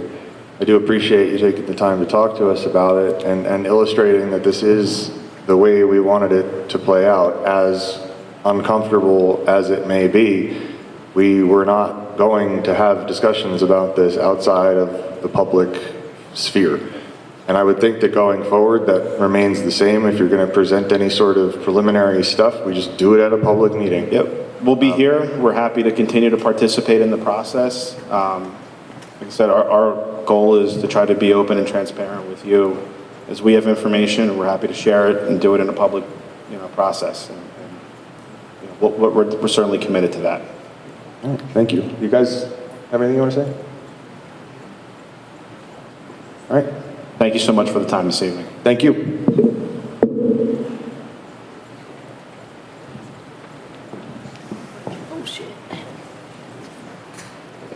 I'm Bill Fontaine. I reside at 57 Sunset Drive. I have a question. I did read in the newspaper at one point that there was some type of land give back to the township on this. Is that true? No. Or an overture made? Tim Hendricks is quoted in the paper about giving parcel of this property back to the township. First I'm hearing about it.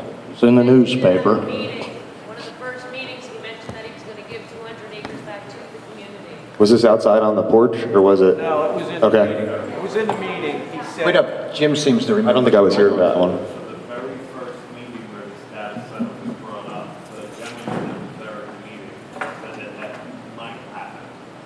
It was not a promise. So he was attempting to buy zoning is what he was trying to do. Well, that's not going to impact any decision for us. We don't have property taxes. There's no benefit to us taking 200 acres anyway. That's a curious offer, I guess. Well, it was made. I mean, we've witnesses here that can I believe you. I was not here for that meeting. I think that is an odd offer to be making from somebody who doesn't own the land. But I believe that happened, and like I said, first time I heard about it, so certainly no bearing on any of the things that I've said or written. I want to make sure zoning's not for sale in Penn Forest Township. That's what I want to make sure of. And as far as spot zoning, it looks like he's coming up here. Let's talk about zoning in general. It's to protect the public interest. It's to protect us. We're not to roll over for you. Let me tell you something, Mr. Melee. I saw what you did to Montgomery County. You're not going to do it here in Penn Forest Township if I have my way. I can assure you. You ran down to Philadelphia. You got all the well-connected pettifoggers you could find, and you bring them up here and you think you're going to wipe this township out. I got news for you. It's not going to happen. I am unalterably opposed to this data center being built. Yes.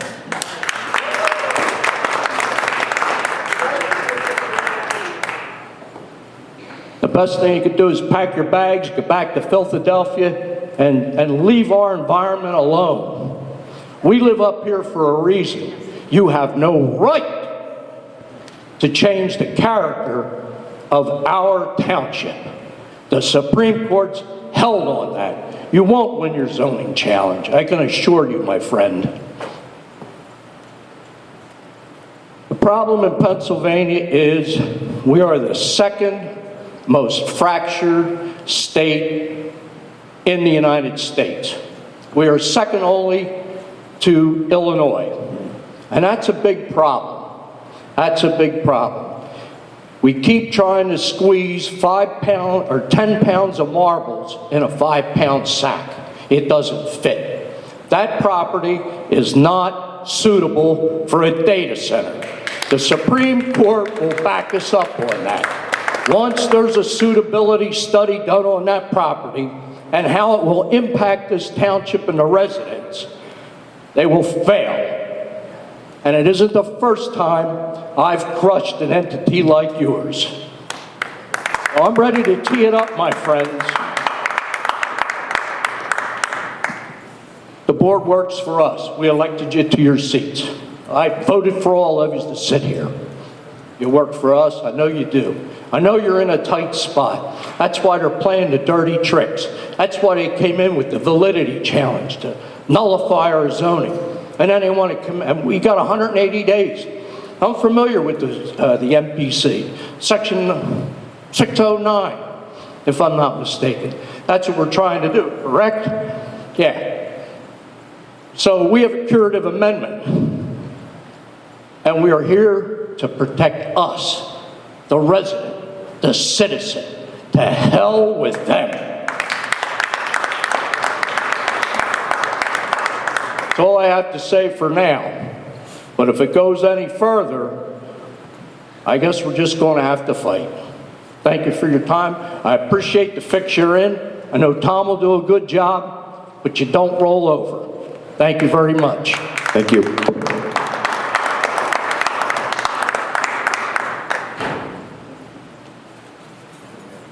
It was great to hear a little bit about the development plans. And so I'd just like to take one moment to respond to those development plans.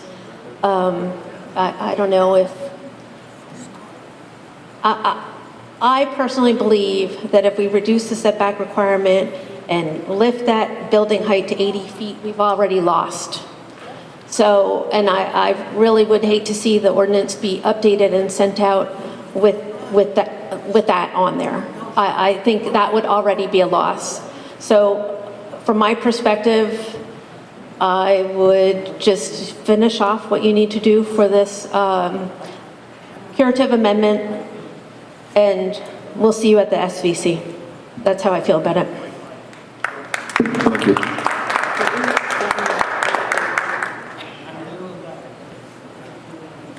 Anybody else?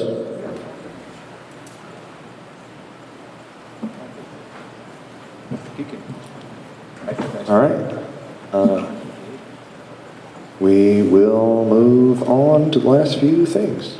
I am looking for a motion to send the proposed zoning ordinance amendments to the Township Planning Commission and the County Planning Commission. I will make that motion.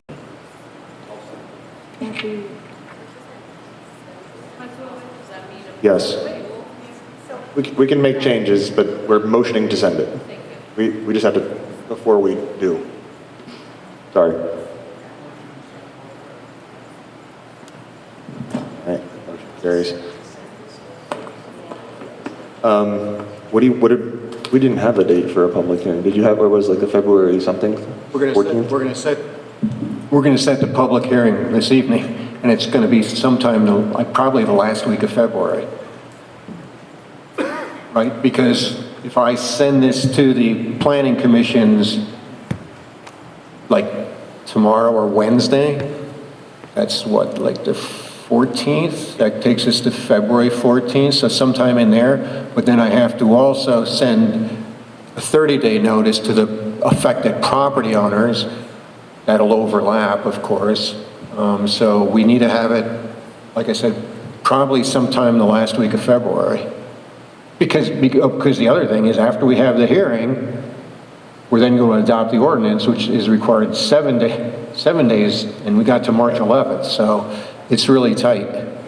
Or do we want to do the Possible. the 23rd? Let me bring up my calendar. Because the 16th is the third week in February, but that's President's Day. Where are, okay. Yeah, I can do any day that week. I would prefer earlier in the week. How's the 24th? How's the what? Excuse me? February 24th, how's that? The 20, yeah, we can do that. Nancy? All right. We'll make a motion to schedule it. Where we're going to have it, I don't know. If we're going to have it here again, or might as well. We'll schedule the night, and then we'll just pick where it's going to be. Just do 6 p.m. again? 6 p.m. is fine with me.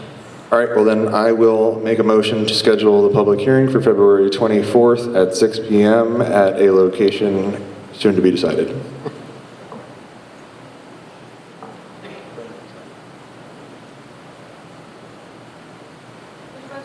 Yes.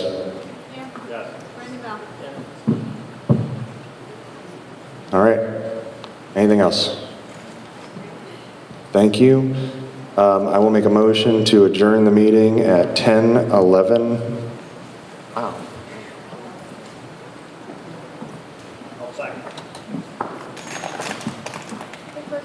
Yes. Thank you, everybody.